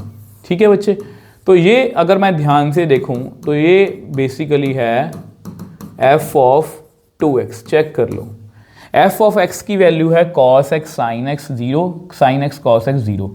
तो f ऑफ 2x की वैल्यू कितनी होगी? cos 2x, क्योंकि x की जगह पर देखो बच्चे, अगर यहाँ पर वो बोल दें कि f ऑफ 1 कितना होगा, 90 डिग्री कितना होगा, मैं बोलूँगा cos 90 माइनस साइन 90 जीरो। ऐसे ही करेंगे ना, x को हमें रिप्लेस करना है। तो यहाँ पर मैंने x को किससे रिप्लेस कर दिया? 2x से। तो यानी कि यहाँ पर ये इसके बराबर दिया हुआ k x के बराबर दिया हुआ है, ये हमें दिया हुआ है f ऑफ k x के बराबर। तो k की वैल्यू कितनी हुई बच्चे? 2। तो ये आपका सेकंड सॉरी बी ऑप्शन इसका राइट आंसर है। तो ध्यान रखोगे, अच्छा क्वेश्चन है। ठीक है, वैसे ये क्वेश्चन आपको 2 मार्कर और 3 मार्कर में भी आ सकता है। इस क्वेश्चन की देखो, अभी अभी मैंने वो क्वेश्चन करवाया था, अभी मैंने वो ये क्वेश्चन करवाया था, ये वाला जिसको मैं बोला कि इजी वन है। ये ईजीएस्ट वन है, जिसको ईजीएस्ट इसलिए है क्योंकि ये हमने एनसीईआरटी में कर रखा है। अब देखो इस क्वेश्चन को थोड़ा सा मोल्ड करके पूछा उन्होंने, बहुत अच्छा क्वेश्चन है। Number of all scalar matrices of order 3। अब ऐसे हम कितने स्केलर मैट्रिक्स बना सकते हैं? आपको पता है कि यहाँ पर जीरो होगा, जीरो जीरो, यहाँ पर एक ऐसा क्वेश्चन और भी शायद है। अब आपको पता है कि यहाँ पर अगर मैं 1 1 लिखूंगा, देखो अगर मैंने यहाँ पर 1 फिल कर दिया तो यहाँ पर 1 लिखना पड़ेगा। अगर मैंने यहाँ -1 फिल कर दिया तो मैंने -1 लिखना पड़ेगा सब जगह। अगर मैंने यहाँ पर 0 लिख दिया तो मुझे सब जगह पर क्या लिखना पड़ेगा? 0 लिखना पड़ेगा। तो ऐसे कितने मैट्रिसेस पॉसिबल हैं? 3 मैट्रिसेस जो हैं बच्चे वो पॉसिबल हैं। आई होप ये आपको क्लियर है। ठीक है बच्चे, आ जाओ नेक्स्ट क्वेश्चन पर। ऐसा क्वेश्चन एक और भी है शायद। अब देखो जो इसका मैं आपको जिक्र कर रहा था बेसिक पढ़ाते हुए कि अब ये देखो AIJ एक आइडेंटिटी मैट्रिक्स है, तो विच of the following is true. आपको पता है आइडेंटिटी मैट्रिक्स डेफिनेशन क्या होती है? I अगर J के बराबर है, देखो आइडेंटिटी मैट्रिक्स ऐसा होता है, अगर मैं इसको 3x3 में लिखूं, डायगोनल एलिमेंट्स जो होते हैं वो कितने होते हैं? 1 होते हैं। तो I और J, देखो डायगोनल एलिमेंट्स कौन से होते हैं? A11 A22, तो ये D ऑप्शन इसका राइट आंसर है। डायरेक्टली क्वेश्चन है, अगर आपने किया होगा बच्चे ऑब्वियस सी बात है आप इसको एक सेकंड में कर दोगे। A और B दो स्क्यू सिमेट्रिक मैट्रिक्स हैं। देखो A और B स्क्यू सिमेट्रिक मैट्रिक्स हैं, तो ऐसा ही होगा कुछ। तो AB प्लस BA पूछा है, तो बहुत आसान है, AB प्लस BA।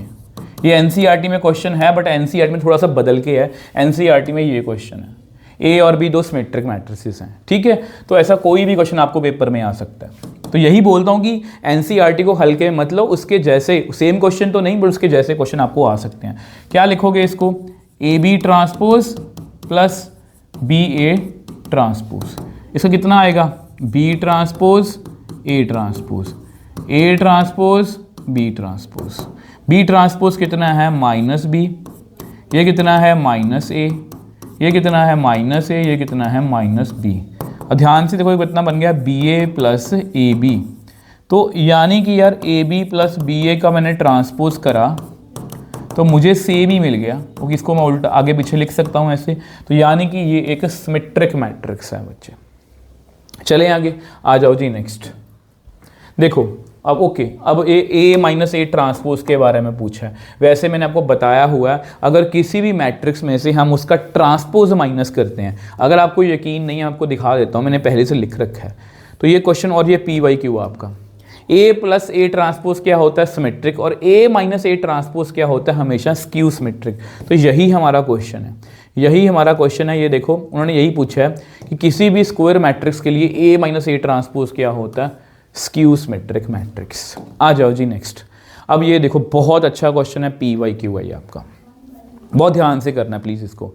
अब इसमें क्या है कि ए की वैल्यू दी हुई है, उसने इनकी वैल्यू पूछी है, ठीक है। ये जो आइडेंटिटी मैट्रिक्स है ये आपका ए है, ए स्क्वायर को कैलकुलेट कर लेते हैं। ए स्क्वायर कितना है 2 1 माइनस 4 माइनस 2, यहाँ पर कितना आएगा 2 1 माइनस 4 माइनस 2। तो मल्टीप्लाई करो जरा, 2 2 ज़ा 4, तो यहाँ माइनस 4, यहाँ पर 2, यहाँ पर माइनस 2, माइनस 8, यहाँ प्लस 8, माइनस 4 प्लस 4। तो कितना आ गया, ये तो 0 आ गया, ये तो बच्चे 0 आ गया। और इसका मतलब ए क्यूब कितना होगा, ए क्यूब को मैं लिख सकता हूँ ए स्क्वायर इंटू ए। अब स्क्वायर देखो ये तो एक 0 मैट्रिक्स है, ए की वैल्यू कुछ मर्जी रही हो, इसका आंसर भी कितना आएगा 0 मैट्रिक्स ही आएगा। यानी कि इसके आगे वाली सारी टर्म्स कितनी होंगी 0। तो उन्होंने वैल्यू पूछी है इसकी, अब इसको कैसे कैलकुलेट करेंगे, आई कितना 1 0 0 1 माइनस ए वो कितना 2 4 माइनस 4 2 1 माइनस 4 माइनस 2। ए स्क्वायर तो 0 ही है, वो उसको लिखने की नीड ही नहीं है, उसको लिखने की नीड ही नहीं है, एंड सो ऑन। तो 1 माइनस 2 कितना होगा -1, 0 माइनस 1 कितना होगा -1, 0 माइनस प्लस 4 ये कितना बन गया 3। तो minus minus 1 minus 1 4 3। Yes, A option इसका राइट आंसर है। चेक करो बच्चे, ठीक है। आ जाओ देखो 30 MCQ हम एक ही वीडियो में कर चुके हैं और आपको भी पता लगेगा कि यस यार हमें कुछ सीखने को मिल रहा है। यस, हमने एनसीईआरटी वन शॉट देखने के बाद डायरेक्टली ये वीडियो देखी और हमें बहुत से क्वेश्चन आते हैं और अच्छी बात है। Inverse of the matrix is this, then the find the value of this lambda. ये ऐसे बहुत से क्वेश्चन आपको मिल सकते हैं। देखो inverse of the matrix is the this matrix, यानी कि इन दोनों को अगर मैं इसमें कहना क्या चाह रहे हैं वो कि अगर इन दोनों को मल्टीप्लाई करो ना, अगर इन दोनों को, अगर ये एक दूसरे के इनवर्स हैं, मैंने फॉर्मूला लिखवाया था आपको, इसका मतलब ये हुआ कि ये जो है बेसिकली आइडेंटिटी मैट्रिक्स के बराबर है। अगर ये दूसरे के इनवर्स हैं तो अगर ये आइडेंटिटी मैट्रिक्स के बराबर हैं तो 7 1 ज़ा 7 -3 -3, 21 -3 लैम्डा -9 ही आएगा। Yes, 21 -9 21 -9 -3 lambda. देखो बच्चे यहाँ पर ना मैं ये कैलकुलेट नहीं कर रहा, हम टाइम क्यों वेस्ट करें जब मुझे पता है। देखो यहाँ पर एक बात आपको समझाऊंगा, इसको लिखने से पहले ना आपको समझाऊंगा। देखो यहाँ पर अगर हम देखें 21 में से 9 गए तो कितना आया, ये आया आपका 12 minus 3 lambda is equal to 0। तो 3 लैम्डा कितना आ गया 12, तो लैम्डा कितना आ गया 4। तो यहाँ पर डी ऑप्शन इसका राइट आंसर है। बट यहाँ पर मैं आपको एक बात अपनी तरफ से समझाना चाहता हूँ, पेपर में आपको ऐसा नहीं करना। मैंने सिर्फ ऑप्शन देख के किया। अगर मेरी ऑप्शन ऐसी भी होती कि नॉट एबल टू फाइंड या डज नॉट डिफाइंड ऐसा कुछ होता तो मैं पूरी मल्टीप्लाई करता, क्योंकि कई बार ऐसा होता है कि नंबर्स ऐसे होते हैं कि जो लैम्डा की वैल्यू है ना वो दो अलग अलग जगह पर, जैसे यहाँ पर भी अगर मैं कैलकुलेट करता वैसे यहाँ पर 4 ही आ रहा है, हो सकता है कि यहाँ पर वो 5 आ जाती वैल्यू। तो फिर मैं बोल सकता हूँ कि लैम्डा की किसी भी वैल्यू के लिए डिफाइन नहीं है। तो प्लीज़ इस बात का ध्यान रखोगे। यहाँ पर जस्ट मैंने बाकी सभी इसलिए कंप्लीट नहीं किए क्योंकि मेरी ऑप्शन में नॉट डिफाइंड नहीं था। आ जाओ नेक्स्ट क्वेश्चन पर। अब ये देखो बहुत अच्छा क्वेश्चन है। यहाँ पर उन्होंने देखो क्वेश्चन में देखो उनको एक सेम टॉपिक है, उन चीज़ों को एक दूसरे से उलझाने की कोशिश करेंगे। जैसे यहाँ पर लिखा हुआ है ए जो है एक 2x2 मैट्रिक्स है, तो ऑब्वियस सी बात है कि 2x2 मैट्रिक्स जो है वो ऐसा दिखता है, ऐसा ही दिखता है। अब वो क्या बोल रहे हैं, find the matrix A square. ठीक है, ए स्क्वायर हमें फाइंड करना है। उन्होंने बोला कि ए आई जे को कैसे फाइंड करेंगे। अगर आप देखो A11 में इनमें मैक्सिमम कौन है, 1,1 में मैक्सिमम माइनस, इसको मैं लिख देता हूं पहले यार, ए आई जे को ऐसे लिख लो, इनमें से maximum value minus minimum value, ऐसे लिख लो। A11 इनमें से 1 और 1 में मैक्सिमम कौन है 1 और 1 में माइनस मिनिमम कौन है 1, तो 0 आ गया। A12 इसमें मैक्सिमम कौन है 2, मिनिमम कौन है 1, तो 1 आ गया। A21 मैक्सिमम कौन है 2, मिनिमम कौन है 1, वो 1 आ गया। A22 मैक्सिमम 2 है, मिनिमम भी 2 है, तो कितना आ गया, कितना बच्चे आ गए यहाँ पर 0। ठीक है, तो इस तरह से मैंने पहले ए मैट्रिक्स जो है, कई बार क्या होता है, कई बार हम यहाँ पर गलती खा लेते हैं कि हम उसका आंसर करने में थोड़ी जल्दबाजी कर देते हैं, पेपर में हो जाता है। अभी आपको लग रहा है कि ऐसे कैसे हो सकता है, हो जाता है। तो ए को लिखो आप 0 1 1 0, और बहुत से बच्चे कई बार ये ऑप्शन टिक करके आ जाते हैं, बट उन्होंने हमसे ए स्क्वायर पूछा है। हम जल्दबाजी में कई बार सोच लेते हैं कि ये क्वेश्चन तो हमें आता है। तो 0 1 0 यहाँ पर 0 1 1 0, तो कितना आएगा ए स्क्वायर, 0 0 और 1 0 0 0 0 1, तो ये बेसिकली आइडेंटिटी मैट्रिक्स बन रहा है। तो ये सी ऑप्शन इसका राइट आंसर है। कई बार बच्चे इसमें गलती करते हैं, तो ध्यान रखना है इस बात का। नेक्स्ट देखो जी, अब ये देखो क्वेश्चन बहुत अच्छा क्वेश्चन है बच्चे, मतलब वो बोलते हैं ना कि ऐसे ही रैंडमली मैंने क्वेश्चन सेलेक्ट नहीं किए हैं, बहुत मेहनत की है बच्चे, बहुत मेहनत जा रही है इनके ऊपर। पहले क्वेश्चन को सेलेक्ट करना, फिर उनमें से भी शॉर्ट लिस्ट करना कि कौन से क्वेश्चन मुझे वीडियो में रखने हैं ताकि बेस्ट कंटेंट मैं आपको दे पाऊँ। The product of matrices is equal to, देखो पी और क्यू को मल्टीप्लाई किया गया है और उसका आंसर आ रहा है डायगोनल मैट्रिक्स। अब डायगोनल मैट्रिक्स से मुझे इतना तो क्लियर हो गया कि वो एक स्क्वायर मैट्रिक्स तो पक्का है। If the order of the matrix Q is 3x2, Q का ऑर्डर कितना है 3x2, तो P मैट्रिक्स का मुझे ऑर्डर बताना है। अब आपको पता है कि यहाँ से ये y की वैल्यू तो 3 आ रही है, क्योंकि मल्टीप्लाई तभी पॉसिबल है, y की वैल्यू 3 आ गई। अब ये जो डायगोनल मैट्रिक्स बना है हमारा, इसका ऑर्डर कितना होगा, इसका ऑर्डर होगा x क्रॉस 2, यानी कि x की वैल्यू की डायगोनल मैट्रिक्स है और डायगोनल मैट्रिक्स जो स्क्वायर मैट्रिक्स होता है, तो x की वैल्यू यहाँ से कितनी आएगी 2, तो b का ऑर्डर कितना आ गया 2 क्रॉस 3, तो सी ऑप्शन इसका राइट आंसर। तो प्लीज़ ऐसे क्वेश्चन आपको बहुत ध्यान से करने हैं, बहुत अच्छा क्वेश्चन मैंने सिलेक्ट किया। अब ये देखो, अब ये क्वेश्चन भी आपका PYQ है बच्चे, बहुत अच्छा क्वेश्चन है ये भी। आप बोलोगे सर हर क्वेश्चन को अच्छा ही बोलने बच्चे, अच्छे क्वेश्चन ही हैं सारे, वीडियो में सारे क्वेश्चन ही अच्छे हैं। तो ए स्क्वायर माइनस 3a, ठीक है, A square minus 3a plus I is equal to 0 दिया हुआ, तो उन्होंने इसकी वैल्यू पूछी है ना, मतलब वो बोल रहे हैं कि x और y की वैल्यू बता दो। अब ऐसा करते पहले a इनवर्स निकालने की कोशिश करते हैं। तो i इज इक्वल टू, यहाँ पर आप ये लिखो i is equal to minus A square plus 3a। अब दोनों तरफ a इनवर्स से, दोनों तरफ बच्चे a इनवर्स से मल्टीप्लाई कर दो, इसको भी मल्टीप्लाई करो, इसको भी मल्टीप्लाई करो, ठीक है।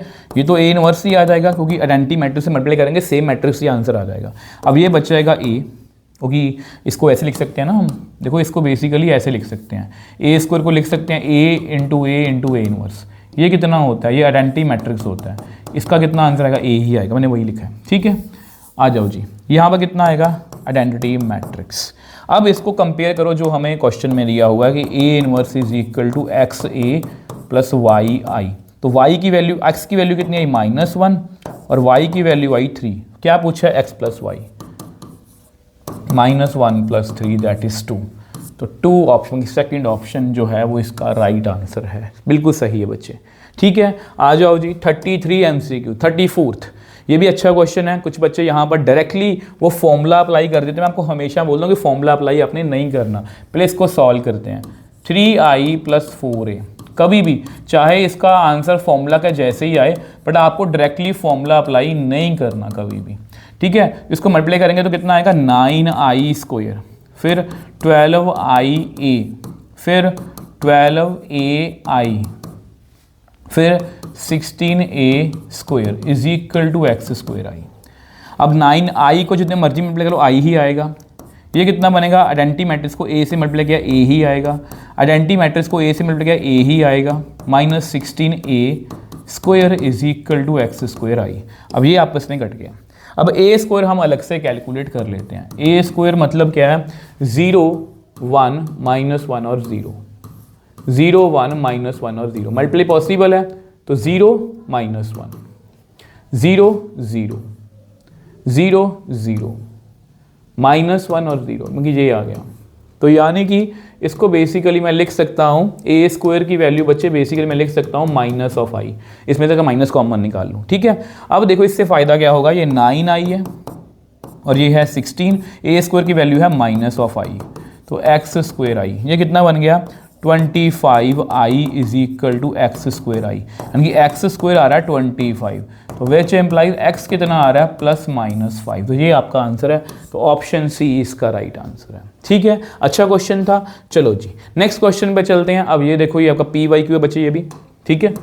एनसीईआरटी एग्जाम्पलर में से भी आपको क्वेश्चन मिलेंगे, ठीक है। तो पी और क्यू तो मैंने इस हिसाब से रखा है कि कोई क्वेश्चन रिपीट ना हो। कोई भी देखो ऐसा हो सकता है ना कि बहुत से क्वेश्चन ऐसे भी होंगे पी वाई क्यूज में जो एनसीईआरटी एग्जाम्पलर में से होंगे, तो मैंने क्वेश्चंस को इस तरह से रखा कि क्वेश्चन रिपीट ना हो। जो क्वेश्चन मैं 2-3 मार्क में पूछ सकता हूँ वो मैंने एनसीईआरटी एग्जाम्पलर के वहाँ पर क्वेश्चन रखे हुए हैं। अब देखो इसके बराबर पी प्लस क्यू, मतलब ये जो मैट्रिक्स पी प्लस क्यू के बराबर है, पी एक सिमेट्रिक मैट्रिक्स है, क्यू भी एक स्क्यू सिमेट्रिक मैट्रिक्स है। तो आपको पता है किसी भी मैट्रिक्स को हम sum of symmetric and skew symmetric matrix जो है वो लिख सकते हैं। तो उन्होंने क्यू की वैल्यू पूछी है। अब क्यू होता है इसमें ये फॉर्मूला होता है, ये अगर ये एक ए मैट्रिक्स है तो क्यू मैट्रिक्स ऐसा होता है और पी मैट्रिक्स जो है वो ऐसा होता है। उन्होंने क्यू पूछा है ना, तो मुझे करना कुछ नहीं है, मुझे जस्ट वो ए मैट्रिक्स लिखना है। ए कितना अपना 2054। अब इसका ट्रांसपोज कर दो 2054। अब इनको सब्ट्रैक्ट कर दो तो कितना आएगा 0 माइनस 5 5 और 0, ठीक है। अब इसका हाफ भी करना पड़ेगा, क्यू हाफ के बराबर है, तो इसका अगर हाफ करेंगे तो हाफ 0 माइनस 5 5 और 0, तो किसके बराबर आ रहा है 0 5 माइनस 5/2 है ना।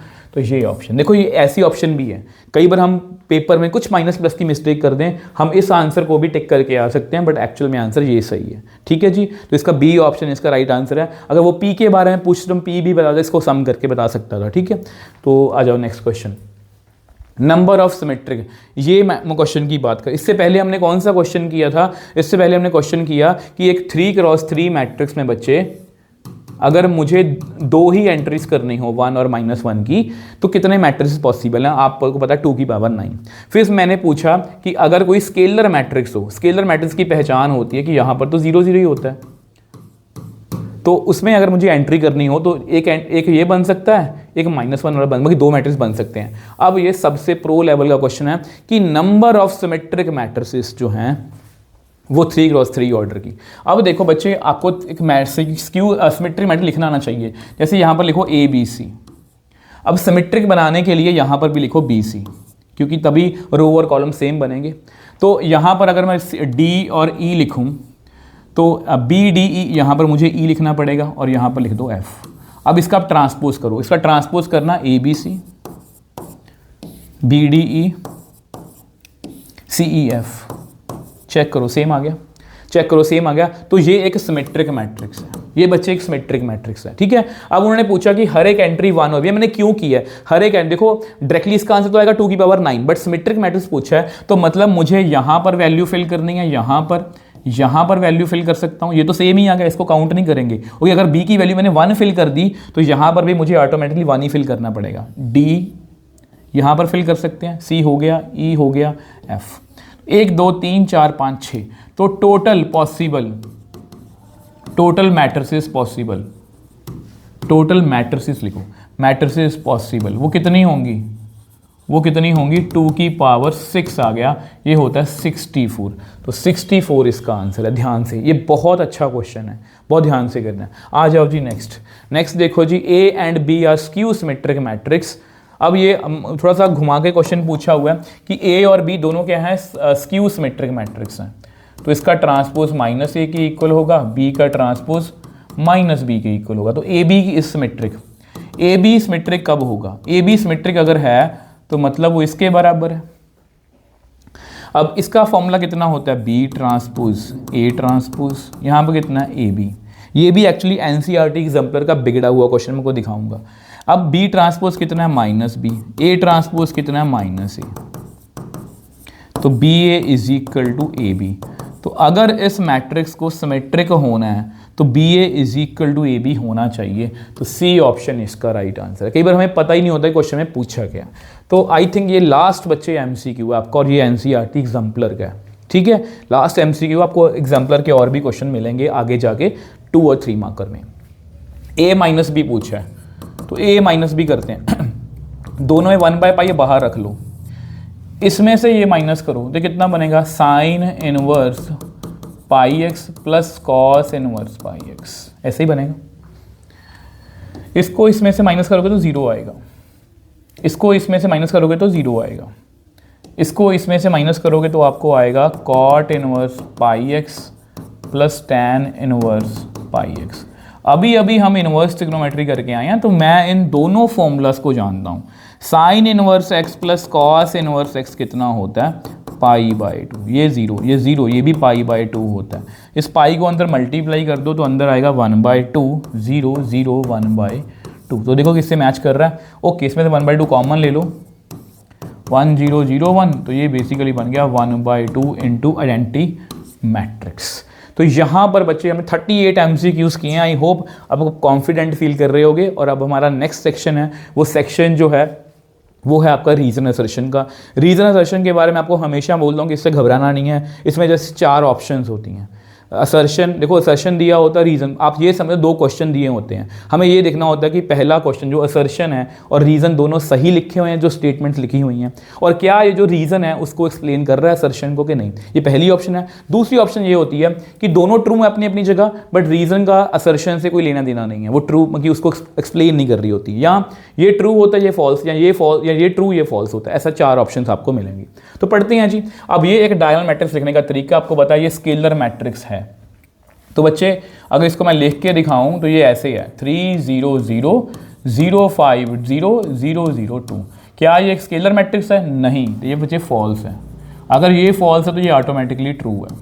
कैसे, देखो, if a diagonal matrix has non zero elements equal, all non zero elements are equal, it is known as scalar matrix. Yes, अगर किसी डायगोनल मैट्रिक्स के जितने भी नॉन जीरो एलिमेंट्स, मतलब जितने भी डायगोनल एलिमेंट्स हैं, अगर वो आपस में बराबर है तभी उसको हम स्केलर मैट्रिक्स बोलते हैं।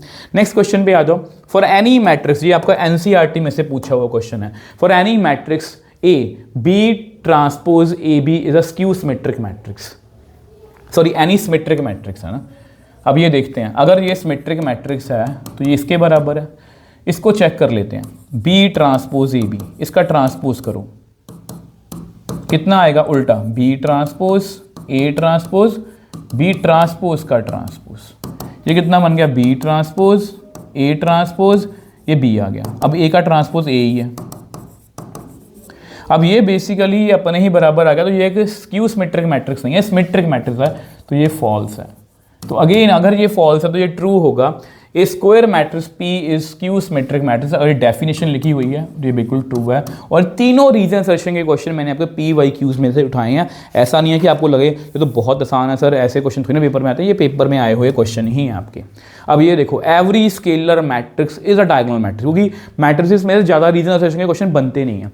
एवरी स्केलर मैट्रिक्स जो है वो डायगोनल मैट्रिक्स होता है, जो बिल्कुल सही है, क्योंकि स्केलर मैट्रिक्स यही होता है। अब यहाँ पर जो मर्जी वैल्यू आ जाए, मुझे पता है कि ये डायगोनल मैट्रिक्स की कंडीशन को पूरा करता है कि इसमें सभी जो डायगोनल एलिमेंट्स होते हैं वो जीरो नहीं होते, बाकी सभी जीरो होते हैं। तो यस इट इज़ ट्रू।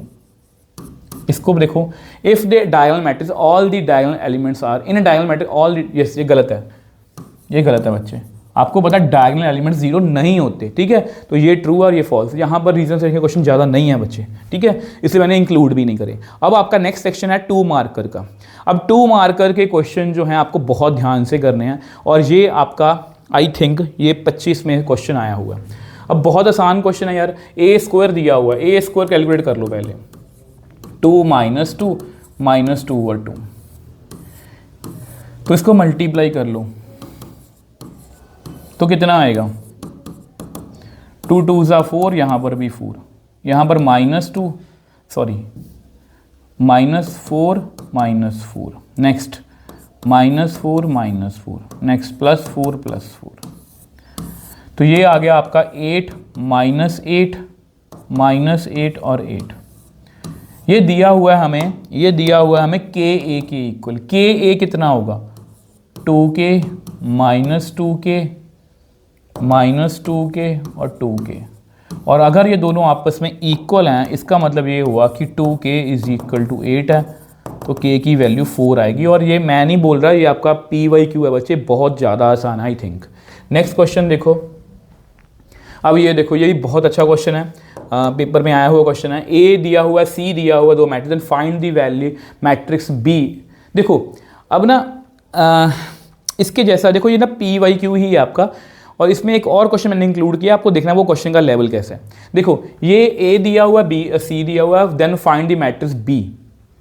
तो ए मैट्रिक्स कितना दिया हुआ, ए मैट्रिक्स का ऑर्डर कितना है, वो है आपका, अगर मैं इसको लिखूं, ये है आपका 3 रोज है 1 कॉलम है, और यहाँ पर सी मैट्रिक्स जिसका आंसर है 3 4 2 12 16 और 8 -6 -8 -4, इसका ऑर्डर है 3 × 3। अब यहाँ पर मुझे कोई मैट्रिक्स लिखना है बी, इस हिसाब से लिखना है कि उनकी मल्टीप्लाई ऑब्वियस पॉसिबल है, तो यहाँ पर तो 1 होगा बच्चे, यहाँ पर तो 1 ही होगा। अब नया मैट्रिक्स का ऑर्डर कितना बनेगा, तो यहाँ पर मुझे क्या लिखना चाहिए, यहाँ पर ऑर्डर कितना है 3 × 3, यहाँ पर आगे 3 है तो यहाँ पीछे भी कितना होगा, 3 ही होगा, ठीक है, यानी कि 1 × 3 लिखना पड़ेगा मुझे इसको। तो इस मैट्रिक्स को मैं कैसे लिखूँगा, इस मैट्रिक्स को मैं लिखूँगा इस तरह से, 1 × 3 A B और C। अब मल्टीप्लाई करते हैं इसको, तो कितना आएगा, 1 को पहली कॉलम से किया A, फिर B आया, फिर C आया, फिर 4A 4B 4C, फिर -2A -2B -2C, ठीक है बच्चे। अब यहाँ पर इसको रिपीट कर लो यार, इसको रिपीट कर लो, सॉरी सिलेक्ट हो गया, इसको रिपीट कर लेते हैं। तो यहाँ पर इसको दोनों को बराबर रखेंगे, तो A की वैल्यू कितनी आ रही है, A आ रहा है जी, आया 3, ठीक है, और B कितना आ रहा है 4, और C कितना आ रहा है 2। एक बार चेक कर लो, क्रॉस चेक, 4A = 12, तो भी 3 आ रहा है, 4B 4 आ रहा है, तो एक बार क्रॉस चेक कर लेना कि सभी आंसर बराबर आ रहे हैं कि नहीं आ रहे, क्योंकि कई बार ऐसा होता है कि वो बराबर नहीं आते, ठीक है जी। आ जाओ नेक्स्ट, ये क्वेश्चन की मैं बात कर रहा था, ये क्वेश्चन मैंने जानबूझ के इंक्लूड किया। अब देखना ध्यान से, यहाँ पर 2 मैट्रिसेस को मल्टीप्लाई करके तीसरा मैट्रिक्स बन रहा है, ठीक है। अब फिर से सेम क्वेश्चन सही है, तो ये लिखो इसको बहुत ध्यान से, बहुत अच्छा क्वेश्चन है, इससे आपको बहुत कुछ सीखने को मिलेगा, ठीक है। मैं आपको बताऊंगा कैसे। इसका ऑर्डर कितना है, 3 × 2। अब यहाँ पर मुझे एक मैट्रिक्स लिखना है ए, मुझे उसका पता नहीं है कि कैसा ऑर्डर होगा, बट मुझे इतना पता है कि यहाँ पर जो आंसर आ रहा है उनको मल्टीप्लाई करके वो इतना आ रहा है, 3 × 1, ठीक है। अब यहाँ पर मल्टीप्लाई होने के लिए बच्चे यहाँ पर तो 2 लिखना पड़ेगा, ठीक। अब देखो इसका ऑर्डर कितना आ रहा है, इसका ऑर्डर आ रहा है 3 × 1, तो यहाँ पर इसका ऑर्डर कितना बनेगा, तो ये 2 × 1 मर्की बनेगा, तो 2 रोज होंगी इसमें और 1 कॉलम, ठीक है। तो यानी कि ये मैट्रिक्स जो है कुछ इस तरह से दिखेगा, ये 2 रोज हैं और 1 कॉलम है। चलो करो मल्टीप्लाई, 3 को 1 से करा 3x - y, नेक्स्ट करो 0 + y 2x - 3y। अब ये आपस में इक्वल है, 2 मार्कर है, क्वेश्चन बहुत अच्छा क्वेश्चन है, मैं आपको बताऊंगा ये अच्छा क्यों है। अब देखो बच्चे यहाँ पर y की वैल्यू कितनी आ रही है, -5, ठीक है। y कितना आ रहा है यहाँ पर -k5। अब यहाँ पर इसको देखो 3x - y = 2, तो y कितना है -5, तो ये बन गया +5 = 3x = -3, तो x कितना आ गया -1। और बहुत से बच्चे लिख के आएंगे कि -1, -5 इसका आंसर है, बट अगर आप यहाँ पर इसको देखो 2x- जो आपको हमेशा बोलता हूँ कि हर एक वैल्यू चेक करा करो, तो 2x, x तो हमें चलो निकालना है यहाँ पर, y की वैल्यू तो एक ही है -5, तो कितना आया 2x, ये कितना बन गया प्लस के 15 इज इक्वल टू -17, तो 2x इज इक्वल टू ये कितना बन गया -17 -15, तो बहुत पास है। कुछ बच्चे जल्दबाजी में मिस्टेक कर देते हैं, इसका आंसर -2 वो कट गया, x -1 ही आएगा, बट ये ऐसा नहीं है, ये प्लस है, तो -32, तो x कितना आ रहा है -16, तो x की दो वैल्यूज आ रही हैं, तो यहाँ पर हम फिर क्या लिखेंगे, दो वैल्यू तो सेटिस्फाई नहीं कर सकते बच्चे, यहाँ पर -1 इसमें फिल करोगे तो वो सेटिस्फाई नहीं हो रहा, -16 जो इसमें फिल करोगे वो सेटिस्फाई नहीं हो रहा, तो इसको हम क्या लिखेंगे, नो सच मैट्रिक्स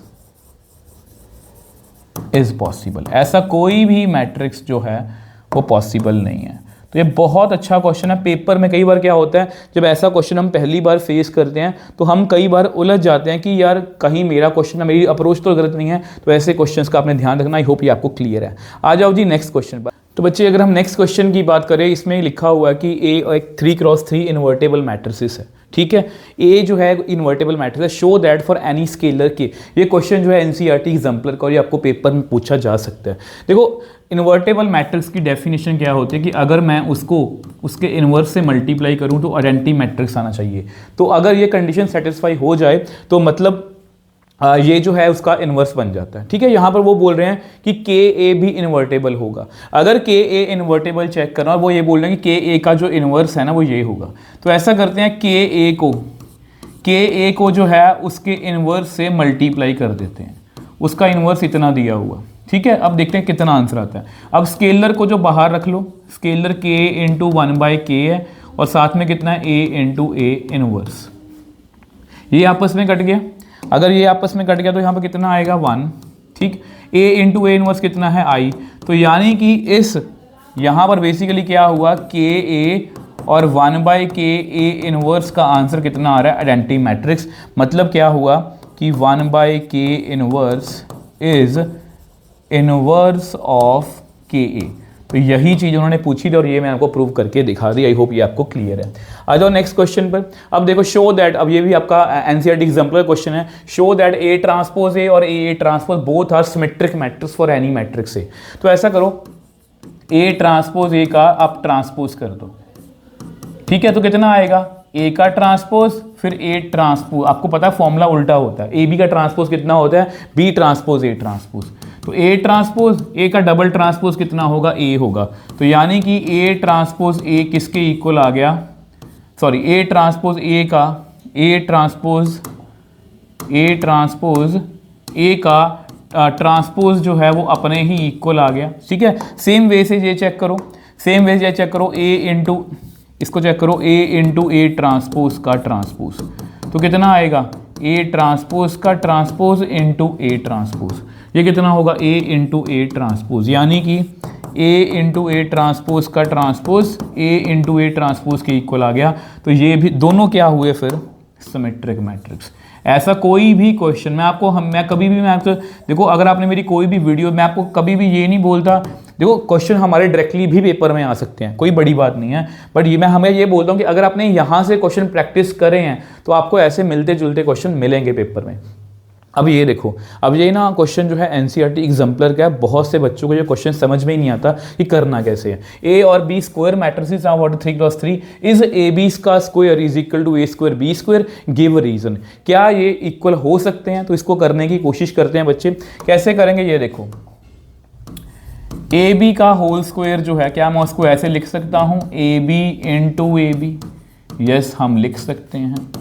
तो ए बी, क्या मैं इसको ऐसे लिख सकता हूँ बी ए इंटू बी, ऐसे करके लिख सकता हूँ, यस मैं लिख सकता हूँ। तो यहाँ पर अगर मुझे ए स्क्वायर बी स्क्वायर बनाना है तो मुझे यहाँ पर क्या होना चाहिए, मतलब यहाँ पर ए बी आना चाहिए।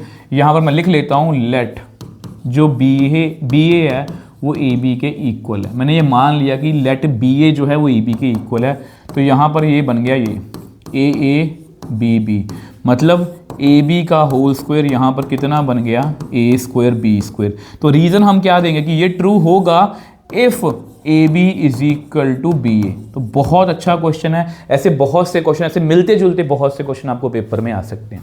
आ जाओ नेक्स्ट क्वेश्चन पर। अब ये 3 मार्क का क्वेश्चन है और ये एनसीईआरटी का है। देखना ये वही क्वेश्चन है। ए और बी क्या है? Symmetric matrix of same order. A और बी सिमेट्रिक मैट्रिक्स हैं सेम ऑर्डर के, तो मैंने लिख लिया। Then show that A B is symmetric if and only if, ये वर्ड बहुत इंपॉर्टेंट है, if and only if A and B commute. Commute का मतलब ये है कि ए बी और बी ए एक ही हैं, ठीक है। तो इसको 2 तरीकों से करना पड़ेगा। सबसे पहले हम गिवन लिखेंगे। यहां पर गिवन है, यहां पर बच्चे गिवन है कि A B is equal to B A हमें गिवन है, और हमें प्रूव क्या करना है? हमें प्रूव करना है कि ए बी इज सिमेट्रिक। क्या प्रूव करना है? A B is symmetric. तो बहुत अच्छा क्वेश्चन है ये। अगर किसी को सिमेट्रिक प्रूव करना है तो उसका ट्रांसपोज ले लो, तो मैंने उसका ट्रांसपोज ले लिया। इसका आंसर होता है बी ट्रांसपोज ए ट्रांसपोज। अब बी ट्रांसपोज बी के इक्वल है, ए ट्रांसपोज ए के इक्वल है, तो ए बी का ट्रांसपोज बी ए के इक्वल आ गया। अब आपको बताया कि बी ए जो है वो किसके इक्वल है? ए बी के इक्वल है, तो इसका मतलब ये सिमेट्रिक बच्चे बन गया, ठीक है। दूसरा पार्ट जो है वो हम कैसे कर सकते हैं? दूसरा पार्ट हम ऐसे कर सकते हैं, आप गिवन लिख लो, गिवन लिख लो कि ए बी इज सिमेट्रिक, मतलब ए बी का ट्रांसपोज ए बी के इक्वल है। और ट्रू प्रूव क्या करना है? हमें उल्टा प्रूव करना है। कोई भी क्वेश्चन एक पेपर में आपको आ सकता है, A B is equal to B A, ठीक है।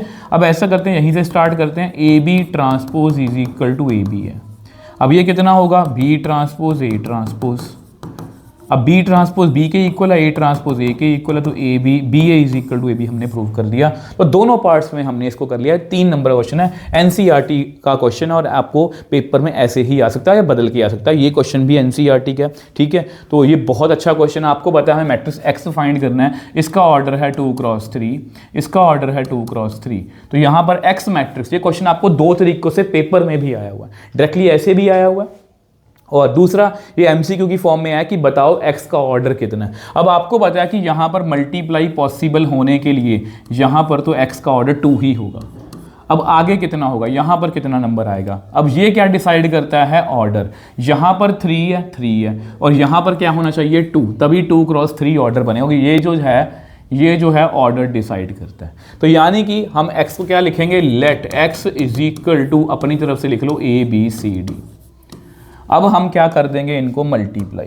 तो मल्टीप्लाई करते हैं, 1 2 3 4 5 6, और ये किसके इक्वल है? -7 -8 -9 2 4 और 6 के। अब मल्टीप्लाई करो पहली रो को पहली कॉलम से, तो a + 4b, नेक्स्ट कितना आएगा? 2a + 5b, नेक्स्ट कितना आएगा? 3a + 6b। नेक्स्ट करो जी, c + 4d, 2c + 5d, और 3c + 6d। अब ये किसके इक्वल दिया हुआ है? ये हमें इसके इक्वल दिया हुआ है, तो इसको भी लिख लो। तो यहाँ पर ये लिख लो कि दोनों आपस में इक्वल हैं, और अगर ये दोनों आपस में इक्वल हैं मतलब a + 4b की वैल्यू किसके इक्वल है? -7 की। ऐसा करो, 2a + 5b की वैल्यू इज इक्वल टू -8 लिख लो, और इन दोनों को सॉल्व कर लेते हैं हम, ठीक है। अब इन दोनों को सॉल्व करने से पहले इक्वेटिंग कोफिशिएंट करके करेंगे, तो ऐसा करते हैं, 2a + 5b is equal to -8 लिख लो, इसको 2 से मल्टीप्लाई करो, 2a + 8b is equal to -14। तो सब्ट्रैक्ट करो, माइनस प्लस, ये कट गया, तो यहाँ पर कितना आएगा? -3b, और 14 में से 8 गए तो 6 आएगा आई थिंक। तो b कितना आ गया? विच एम्प्लाइज b कितना आ गया? -2। तो किसी में भी फिल कर लो, किसी में फिल कर लो। a + 4b is equal to -7 है, तो यहाँ पर 4 × -2 -7, तो a इज इक्वल टू -7 + 8, तो a कितना आ गया? 1। तो a 1 आ गया आपका, और b कितना आ गया? -2, ठीक। सेम वे से आप क्रॉस चेक भी बच्चे इसको कर लेना, ठीक है। जैसे अगर आप a को यहाँ पर 1 फिल करो तो 3a बन जाएगा, और इसको फिल करोगे तो 6 × -12, तो 3 - 12 कितना बना? -9। इसको सेटिस्फाई वो करना चाहिए, ठीक है। हमने ऐसा क्वेश्चन आज भी किया था कि वो सेटिस्फाई नहीं करता। तो ऐसा सेम वे से ऐसा करो, c + 4d वाला कर लो, c + 4d is equal to 2, और 2c + 5d is equal to 4, 2c + 5d is equal to 4, इसको 2 से मल्टीप्लाई कर लो, 2c + 8d is equal to 4, यहाँ माइनस माइनस माइनस, ये कट गया, -3d इज इक्वल टू 0। तो d कितना आ गया? 0 आ गया। अब d अगर 0 आ गया तो c plus 4 into 0 is equal to 2। तो c कितना आ गया 2। तो यहाँ पर हमारा x मैट्रिक्स बच्चे फाइनल आंसर आ गया। x मैट्रिक्स कैसा दिख रहा होगा, a अपना 1 है, b अपना -2 है, b अपना -2 है, c अपना है 2, d अपना है 0। तो ये बच्चे आपका आंसर है डी। यस बिल्कुल सही है। आ जाओ नेक्स्ट क्वेश्चन पे चलते हैं। क्वेश्चन की बात करते हैं, 50th क्वेश्चन है। ये क्वेश्चन के बारे में बताऊं तो ये एनसीईआरटी में भी है, एग्जाम्पलर में भी है, पीवाईक्यू भी है। तो सबसे पहले ऐसा करते हैं, इसका ऑर्डर देखो, इसमें 1 रो है और 3 कॉलम्स हैं, इसमें 3 रोज हैं 3 कॉलम्स हैं, इसमें 3 रोज हैं 1 कॉलम है। आप किसी भी ऑर्डर में मल्टीप्लाई कर सकते हो, मतलब पहले इन दोनों को भी कर सकते हो या पहले इन दोनों को भी कर सकते हो, जैसे मर्जी कर लो। तो सबसे पहले मैं इनको कर रहा हूँ मल्टीप्लाई आपस में। तो 1 को 1 से किया 1, फिर आएगा 2x, फिर प्लस 15, उसके बाद करो, क्योंकि देखो यहाँ पर मल्टीप्लाई जो है पॉसिबल है, ठीक है। और इनका ऑर्डर कितना बनेगा, 1 क्रॉस 3 बनेगा। तो नेक्स्ट आएगा 3 प्लस 5x प्लस 3, और नेक्स्ट आएगा 2 प्लस x प्लस 2, ठीक। और साथ में कितना दिया हुआ है यहाँ पर 1, 2 और x इज इक्वल टू 0। ये बन गया एक्चुअली 16 प्लस 2x, ये बन गया 6 प्लस 5x, और ये बन गया 4 प्लस एक्स, ठीक है। प्लस माइनस में कोई गड़बड़ मत करना। तो ऑब्वियसली बात है 1 2x इज इक्वल टू 0। इसका ऑर्डर है आपका 1 क्रॉस 3, इसका ऑर्डर है 3 क्रॉस 1। ऑब्वियसली बात है मल्टीप्लाई पॉसिबल है, नया ऑर्डर कितना बनेगा 1 क्रॉस 1। तो एक ही एलिमेंट बनेगा 16 प्लस 2x, इसको इससे करेंगे तो बनेगा 12 प्लस 10x, इसको इससे करेंगे बनेगा 4x plus X square is equal to 0 matrix. ये 0 मैट्रिक्स है। तो यहाँ पर कितना बन गया, ये एक्स स्क्वायर, यहाँ कितना बन गया x square, 4x 10x 14 16x बन गया, यहाँ पर 16x बन गया, और ये कितना बन गया 28 इज इक्वल टू 0 मैट्रिक्स। तो ये बेसिकली 0 मैट्रिक्स के इक्वल अगर आप इसको लिखना चाहो, यानी कि ये x square plus 16x plus 28 जो है इज इक्वल टू 0 हम लिख सकते हैं। अब इसके हमें क्या बनाने हैं बच्चे, फैक्टर्स बनाने हैं। तो देखो फैक्टर्स कौन कौन से इसके बनेंगे। अब बच्चे देखो इसके फैक्टर्स कौन कौन से बनेंगे। इसके फैक्टर्स बनेंगे 14x plus 2x plus 28 is equal to 0। यहाँ से x कॉमन आ गया, अंदर x प्लस 14, x कॉमन आ गया, x प्लस 14 प्लस 2, ठीक है। तो x plus 14 x plus 2 is equal to 0। तो x कितना आ गया -2 एंड 14। तो ये बच्चे आपका आंसर। आई होप ये क्वेश्चन आपको क्लियर है और ये बहुत आसान क्वेश्चन है। आ जाओ नेक्स्ट क्वेश्चन पर। अब ये देखो ये आपका PYQ है बच्चे, 3 नंबर में ये क्वेश्चन पूछा गया है। A दिया हुआ है, A इनवर्स दिया हुआ है, इसकी वैल्यू पूछी है। अब हमें पता है कि A और A इनवर्स दिया हुआ है, और हमें ये भी पता है कि A और A इनवर्स का आंसर कितना होता है, आइडेंटिटी मैट्रिक्स। तो A को लिख लो -1 A 2 1 2 x 3 1 1, साथ में लिखो A इनवर्स 1 -1 1 -8 7 -5 B Y और 3 इज इक्वल टू 1 0 0 0 1 0 0 0 1, ठीक है जी। अब इसको मल्टीप्लाई करके देखते हैं। इसको इससे करेंगे -1 -8A प्लस 2B, इसको इससे करो 1 + 7A + 2Y, इसको इससे करेंगे -1 -5A + 6। नेक्स्ट करो जी 1 -16 + BX, उसके बाद -1 + 14 + XY, उसके बाद 1 -10 + 3X, इसके बाद 3 -8 + B, फिर -3 + 7 + Y, तो 3 -5 + 3। तो इस बात का ध्यान रखना, कैलकुलेशन में मिस्टेक मत करना। देखो कभी भी ये मत सोचा करो कि पेपर में सिर्फ और सिर्फ मुश्किल क्वेश्चन आते हैं। ऐसे क्वेश्चन भी आते हैं जो आसान होते हैं बट थोड़ा सा टाइम कंज्यूमिंग होते हैं, जहाँ पर क्योंकि वो आपको हर जगह टेस्ट करना चाहते हैं। वहाँ पर आप यहाँ पर वो आपकी पेशेंस और आपकी कैलकुलेशन चेक कर रहे हैं कि कितना फोकस से आप कैलकुलेशन कर पाते हो। तो ढंग से लिखें इसको। तो इसका आंसर आएगा -1 -8A + 2B, इसको अच्छे से लिखो 1 + 7A + 2Y, ठीक है। इसको कैसे लिखोगे, थोड़ा इधर कर लो इसको कैसे लिखोगे, ये बन गया 5 - 5A, ठीक है, 5 - 5A। नेक्स्ट कितना आएगा बी -15 प्लस बी एक्स, उससे नेक्स्ट कितना आएगा 13 प्लस एक्स वाई, उससे नेक्स्ट कितना आएगा -9 प्लस 3x, उससे नेक्स्ट ये कितना है, ये 3 लिखा है मैंने, मुझे अपनी राइटिंग की समझ में नहीं आ रही, तो 3, यस 3 लिखा हुआ, तो 3 -5 प्लस b, इसको देखो जी 4 प्लस y, इसको देखो जी ये 3 और ये 1 आ गया, ठीक है, ये 1 आ गया। अब देखो बच्चे ये किसके इक्वल है, ये आइडेंटिटी मैट्रिक्स के इक्वल दिया हुआ है, तो इसको इस तरह से लिख लो। अब हमें इक्वेट करना है, अब बच्चे हमें इसको क्या करना है, इक्वेट करना है, तो इक्वेट कर लेते हैं। अब इक्वेट कर क्या होगा, देखो यहाँ से वैल्यू आ रही है, b की वैल्यू यहाँ से 5 आ रही है, अब चेक कर लो इसको, यहाँ से y की वैल्यू कितनी आ रही है, y की वैल्यू -4 आ रही है, चेक कर लो, ठीक। अब ऐसा नहीं है कि जल्दी जल्दी में आपको आंसर करना, बाकी वैल्यूज़ भी हमें चेक करनी है, जैसे -1 plus 8a sorry -1 -8a plus 2b, वो किसके बराबर है 1 के, तो -1 -8a 2 5 10 बन गया ये, तो कितना बन गया 10 में 9, तो -8a प्लस 9 उधर जाके बन गया 1 -9 -8a इज इक्वल टू -8, तो a कितना आ गया 1, ठीक है, ये a भी आ गया, b भी आ गया, y भी आ गया, x रह गया ना, x को कैलकुलेट करते हैं, x यहाँ पर पड़ा है, कहीं पर अकेला पड़ा, ये पड़ा -9 plus 3x is equal to 0 दिया हुआ, 3x इज इक्वल टू 9, तो x कितना आ गया 3। एक बार बाकी वैल्यू चेक कर लो प्लीज़, क्रॉस चेक कर लो, यहाँ पर चेक करो एक बार, वैसे ही 1 प्लस 7a, 7a कितना है 1 है, मतलब ये 8 बन गया, 8 2y, y कितना है -4, तो -8 0 बन गया, ठीक है बिल्कुल सही है। यहाँ पर भी चेक कर लो, एक वैल्यू डायरेक्टली, वैसे एक वैल्यू यहाँ से भी हम निकाल सकते हैं, मैंने यहाँ पर गलती से निकाल ली, चलो कोई बात नहीं, चलो कोई बात नहीं।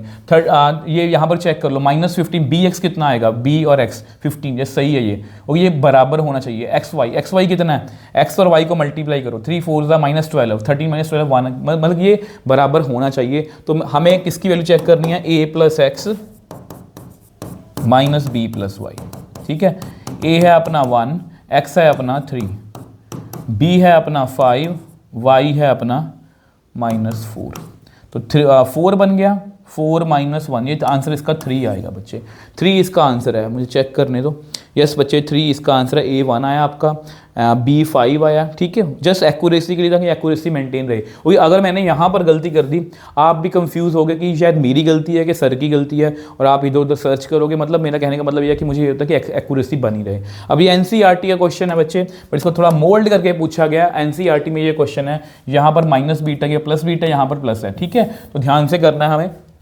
सबसे पहले हमें f ऑफ अल्फ़ा और f ऑफ माइनस बीटा को आपस में मल्टीप्लाई करना है। f ऑफ अल्फ़ा आपको पता है cos alpha minus sine alpha 0, sign alpha cos alpha 0 0 0 1 है, ठीक है।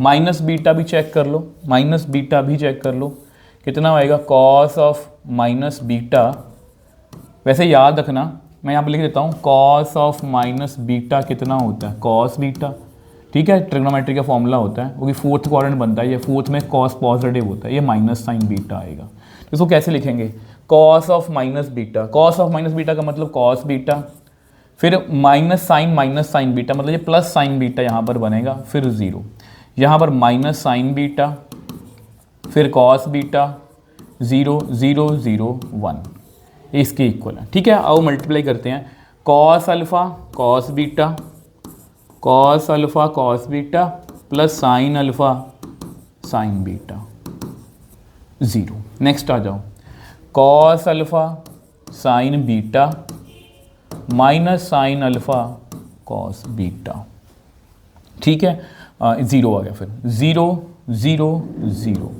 नेक्स्ट आ जाओ, sign alpha cos beta minus cos alpha sine beta, उसके आगे चेक करो, sign alpha sine beta plus cos alpha cos beta, और फिर 0 0 0, यहाँ पर 0 ही आएगा बच्चे, 0 0 0 ही आएगा, 0 0 1 ही आएगा, चेक कर लेना, ठीक है। अब ये बेसिकली फॉर्मूला है, ये किसका फॉर्मूला है, चेक करो ध्यान से, ये फॉर्मूला है आपका कॉस अल्फ़ा माइनस बीटा का, कॉस ए माइनस बी का फॉर्मूला होता है cos A cos B minus plus sine A sine B. अब ये अगर इसमें से मैं माइनस कॉमन ले लूँ तो अगर इसमें से माइनस कॉमन ले लूँ बच्चे, यहाँ पर कितना बनेगा? अगर इसमें से माइनस कॉमन लेता हूँ, क्योंकि मुझे बेसिकली ना अल्फा माइनस बीटा ही बनाना है, तो मैं चाहता हूँ कि ये साइन का फॉर्मूला है तो साइन अल्फा माइनस बीटा बने। ठीक है, तो मैं क्या करूँगा यहाँ पर, या इसको अगर आपको ऐसे नहीं करना तो ऐसा करो, इसमें माइनस कॉमन ले लो। अगर आप इसमें से बच्चे माइनस कॉमन लोगे, ठीक है, तो यहाँ पर कितना बनेगा? ये बनेगा माइनस साइन, माइनस कॉमन ले लिया, sign alpha cos beta minus cos alpha sine beta. इसको ऐसे लिख लो, ये ज़ीरो ही है। ये साइन, ये बिल्कुल फॉर्मूला बन गया साइन अल्फ़ा माइनस बीटा का, और ये फॉर्मूला है कॉस अल्फ़ा माइनस बीटा का। यहाँ पर ज़ीरो, यहाँ पर ज़ीरो, ज़ीरो और 1, इस तरह से। ठीक है, अब ये बेसिकली ये इसको फॉर्मूला को पूरा करते हैं, तो यहाँ पर ये बना कॉस अल्फ़ा माइनस बीटा, ये minus sine alpha minus beta है, यहाँ पर ज़ीरो है, यहाँ पर है साइन अल्फ़ा माइनस बीटा, यहाँ पर है कॉस अल्फ़ा माइनस बीटा, यहाँ पर 0 0 0 1। सेम हमने MCQ भी किया था इसके जैसा। अब ये बेसिकली किसकी वैल्यू है? ये वैसी वैल्यू है alpha F of alpha minus beta, क्योंकि एफ ऑफ, देखो अल्फ़ा का मतलब क्या है, जहाँ पर भी देखो अल्फ़ा लिखा हुआ है मैंने बीटा फिल कर दिया, एफ ऑफ माइनस बीटा। अब अगर मैं अल्फ़ा की जगह पर अल्फ़ा माइनस बीटा फिल कर दूँ तो यही चीज़ बनेगी, तो ये लेफ्ट हैंड साइड और राइट हैंड आपस में क्या होगी? इक्वल होगी। अब देखो बच्चे, ये क्वेश्चन मैंने NCERT एग्जाम्पलर में से उठाया, और ट्रस्ट में ये क्वेश्चन जो है ये बहुत ज़्यादा इंपॉर्टेंट है, क्योंकि पेपर में कभी नहीं आया और आपने शायद ही ऐसा क्वेश्चन किया होगा, आपने शायद ही ऐसा क्वेश्चन किया होगा। आप चेक कर लो, चाहे यहाँ पर क्या है, ए दिया हुआ है, ए हमें शो करना है पहले। ठीक है, पहले इसको शो कर लेते हैं। ए स्क्वायर की वैल्यू कितनी आएगी? 2 3 -1 और 2, 2 3 -1 और 2 करो मल्टीप्लाई, इसको कितना आएगा? 2 2 ज़ा 4 -3, 2 3 ज़ा 6, 3 2 ज़ा 6, -2 -3 +4, तो कितना आ गया? यहाँ पर मेरे पास आया 1, फिर 12, फिर -4, फिर 1 आ गया। यहाँ तक क्लियर है? उसके बाद हमें 4a निकालना है। वैसे 4a आपको पता है, वो मैं डायरेक्टली कर देता हूँ। -4a + 7i को देखते हैं। ए स्क्वायर की वैल्यू आपको पता है, 4a कितना होगा? 4a मतलब a को 4 से मल्टीप्लाई करो, 8, 4 3 ज़ा 12, -4, 4 2 ज़ा 8 + 7i, 7i कितना होगा? 7 0 0 7। इसको सॉल्व करते हैं। 1 - 8 -7 -1, 7 + 7 0, 12 - 12 0 ही आएगा, -4 + 4 0 ही आएगा, 1 - 8 -7 + 7 0। तो ये हमने प्रूव कर दिया कि इसका आंसर 0 के बराबर है। अब इसको कैलकुलेट करना है, तो बहुत ध्यान से बच्चे इसको करेंगे। ठीक है, बहुत ध्यान से इसको करना है। तो सबसे पहले देखो A5 को कैलकुलेट करना है, तो इसी को यूज़ करेंगे, क्योंकि हैंस लिखा हुआ है। ए स्क्वायर की वैल्यू कितनी है? ए स्क्वायर है आपका 4a - 7i। ठीक है, अब देखो बच्चे, इसमें से सबसे पहले आप क्या करो, इसको ना, ओके, मुझे A5 तक पहुंचना है, इसको ए स्क्वायर से मल्टीप्लाई कर दो, 4a × a - 7i × a। ठीक है, बहुत ध्यान से करना।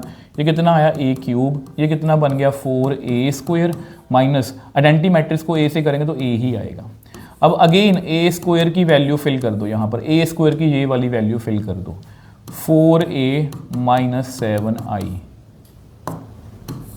- 7a, तो कितना आएगा? a³ = 16a - 28i - 7a। यहाँ तक हो गया। a³ की वैल्यू कितनी आ गई? a³ की वैल्यू आ गई 9a - 28i। ठीक है, अब देखो मैंने a³ की वैल्यू निकाल ली, पेपर में आपको a³ भी आ सकता है। अब a³ की वो फिर से हम मल्टीप्लाई करेंगे, a³ को हम मल्टीप्लाई करेंगे a स्क्वायर से, 9a - 28i × a स्क्वायर, तो ये बन गया a5, ये बन जाएगा 9a³ - 28i × a स्क्वायर। अब a³ अगेन मुझे पता है, a³ की वैल्यू कितनी है? ये पड़ी a³ की value 9a - 28i, i × a square कितना होगा? वो a स्क्वायर ही आएगा। इसको सॉल्व करो तो कितना आया? 81a - 9 8 ज़ा 72, 7 आ गया, 9 2 ज़ा 18 और 20, 252i -28। a स्क्वायर की वैल्यू पता है आपको, 4a - 7i। ठीक है, मुझे पता थोड़ा सा कॉम्प्लिकेटेड है बट अच्छा क्वेश्चन है, हमें कॉम्प्लिकेशन उस हिसाब से देना कि इंपॉर्टेंट क्वेश्चन है। देखो A5 की वैल्यू कितनी आ गई, 81A माइनस 252I, ठीक है। 28 को अगर 4 से करेंगे तो जल्दी कर लेते हैं कैलकुलेटर पर, 28 को अगर 4 से करते हैं, 28 इंटू 4 तो 112 माइनस 112A, और ये कितना आएगा प्लस करके 28 इंटू 7 तो 196I। तो A5 कितना आ गया, 112 में से 112 माइनस 81 तो ये बन गया माइनस के 31A, और 252 में से 196 मुझे माइनस करने हैं तो माइनस के 56I। तो ये मतलब कि आपका A5 की वैल्यू आई है। मुझे देखने दो कि बुक में हमने कैसे किया था इसको। ओके, इसको सॉल्व भी किया था, माइनस 31A माइनस 56I। अब इसको कर लेते हैं, A5 को पूरा कैलकुलेट करना है हमें। माइनस 31, A की वैल्यू है आपकी 2, 3, माइनस 1 और 2, माइनस 56I आपको पता ही है 56, 0, 0, 56।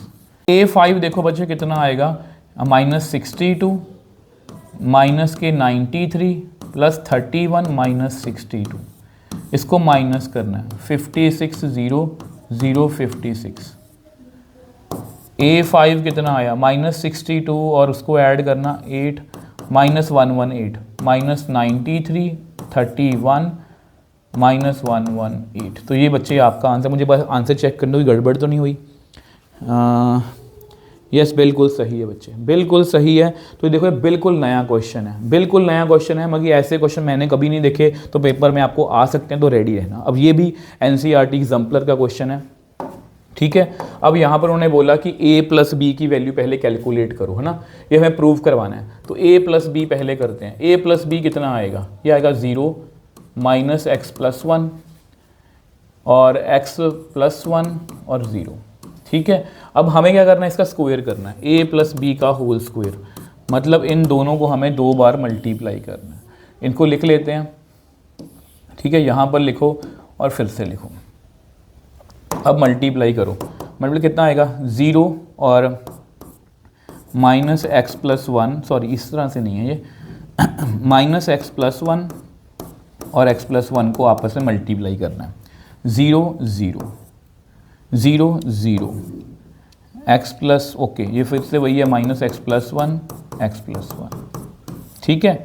इसको सॉल्व करते हैं तो कितना आएगा, माइनस के एक्स स्क्वायर, इसको रफ में कर लो, minus x square minus x plus 1 minus x square plus 1 minus x square plus 1 0, 0 minus x square plus 1।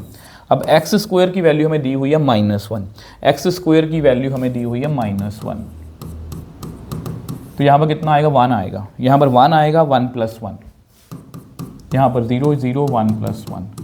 तो ये है बच्चे आपकी वैल्यू, ये आपके लेफ्ट हैंड साइड की वैल्यू है। अब राइट साइड को भी चेक कर लेते हैं, राइट साइड चेक करो, A स्क्वायर मतलब 0 माइनस एक्स और 0, 0 माइनस एक्स और 0, करो मल्टीप्लाई, 0 और minus x square, 0, 0, 0, 0 minus x square, और एक्स स्क्वायर कितना यहाँ पर -1 दिया हुआ है ना, तो 1, 0, 0, 1। चलो जी, बी स्क्वायर को कैलकुलेट करते हैं। बी स्क्वायर कितना है, 0, 1, 1, 0, 0, 1, 1, 0, तो कितना है 0, 0 और 1, 0, 0, 0, 0, यहाँ पर 1। अब इन दोनों को प्लस कर दो, A square plus B square, तो कितना आएगा,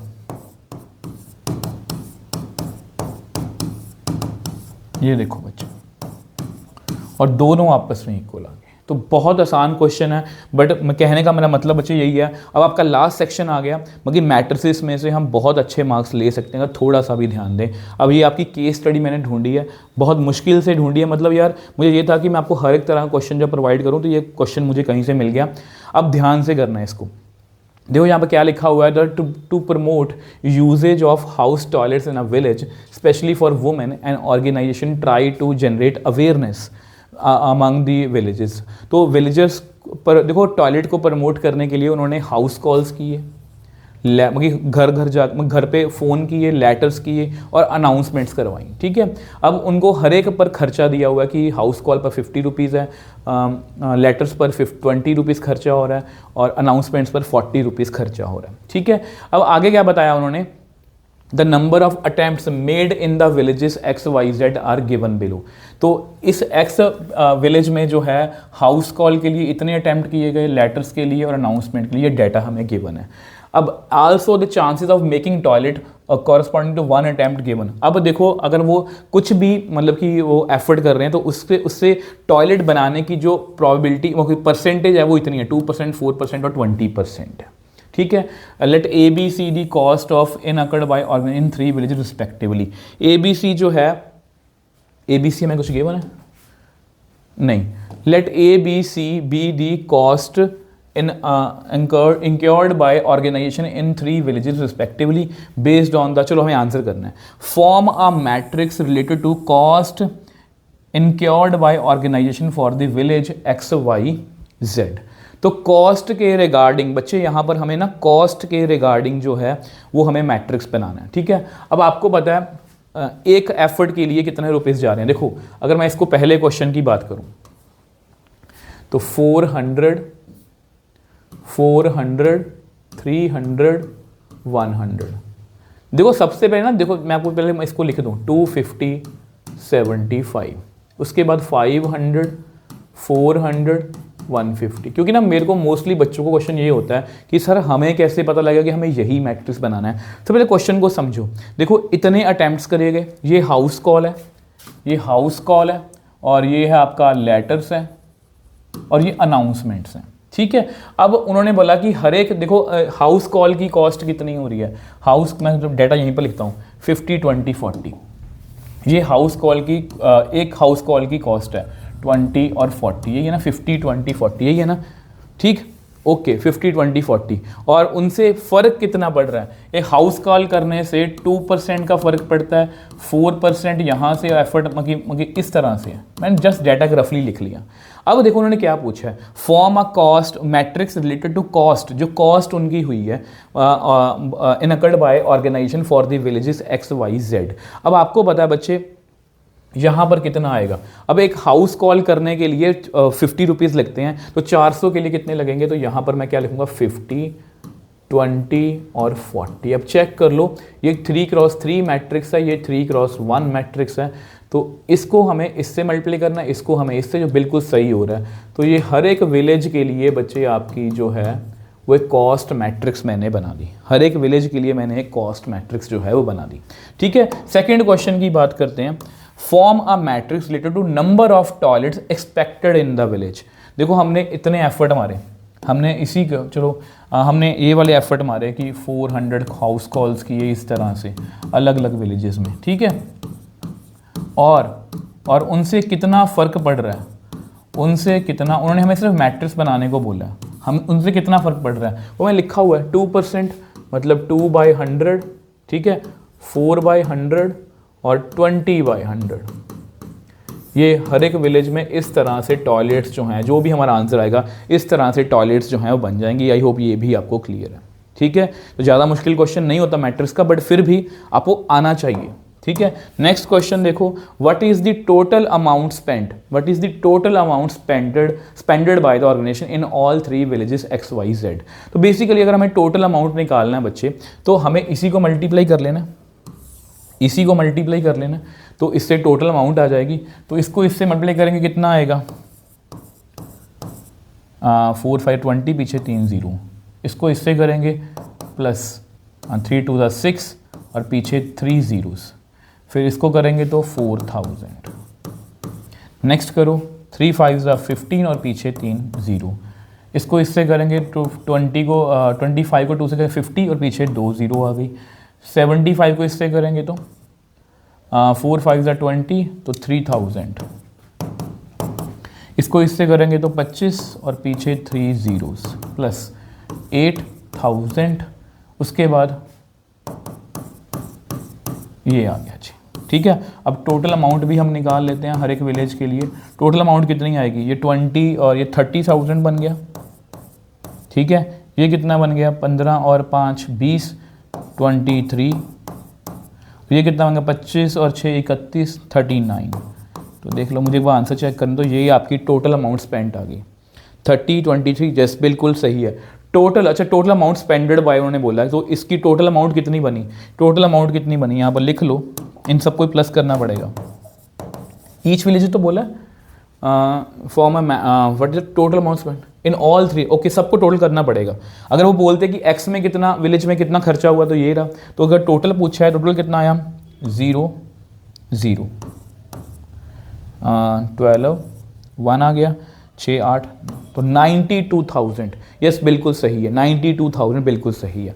ठीक है, आ जाओ जी लास्ट क्वेश्चन की बात करते हैं। लास्ट क्वेश्चन की बात करते हैं, वीडियो का लास्ट क्वेश्चन है, what is the total number of toilets expected, तो टोटल नंबर ऑफ टॉयलेट्स कितनी हम एक्सपेक्ट कर रहे हैं। तो बेसिकली हमें इसी डाटा को नेक्स्ट पेज पे लिखना है, मैं लिख देता हूँ। अब यहाँ पर अगर आप इनको मल्टीप्लाई करोगे तो कितना आएगा, 8 आएगा, 3 4 12, यस। इसको इससे करोगे तो 20 यहाँ पर बन गई, इसको इससे करोगे तो 6, 22 50 को 4/100 से करेंगे तो 10 यहाँ पर बन गई। 75 को 20/5 से कर दो, 15 यहाँ पर बन गई, ठीक है। इसको करेंगे तो 10 यहाँ पर बन गई, 400 को 16 यहाँ पर बन गई, 1/30 यहाँ पर बन गई। ये लो जी, तो ये अपना की आंसर ये भी आ गया, मतलब ये क्वेश्चन भी हमारा ऑलमोस्ट जो है वो सॉल्व है।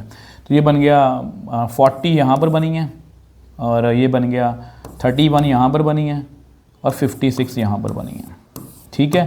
तो एक्स वाई जेड उन्होंने ये पूछते तो ये बता, उन्होंने टोटल पूछा है, तो यहाँ बनेगा 7, तो 120, तो 127 टॉयलेट्स यहाँ पर बनेंगी। तो यहाँ पर बच्चे वीडियो हमारी ख़त्म है। और ट्रस्ट मी, हमने एमसीक्यूज तो इतने ज़्यादा प्रैक्टिस कर लिए हैं, रीजन सेशन भी किए हैं, 2 मार्कर भी किए हैं, और आपका अगर आप अभी तक वीडियो देख रहे हो तो आप पक्का मैट्रिक्स में जो है वो कॉन्फिडेंट फील कर रहे होगा। अब कर रहे हो तो प्लीज़ नीचे प्यारा सा कमेंट जरूर छोड़ के जाना, क्योंकि आपका प्यार और सपोर्ट ही है कि आपको इस तरह का बेहतरीन कंटेंट, प्रीमियम कंटेंट जो है आपको फ्री ऑफ कॉस्ट मिल रहा है। तो इसी तरह से बच्चे लगे रहना, मैं आपके साथ खड़ा रहूँगा। तो मिलेंगे नेक्स्ट वीडियो में। बाय बाय मेरे टॉपर्स।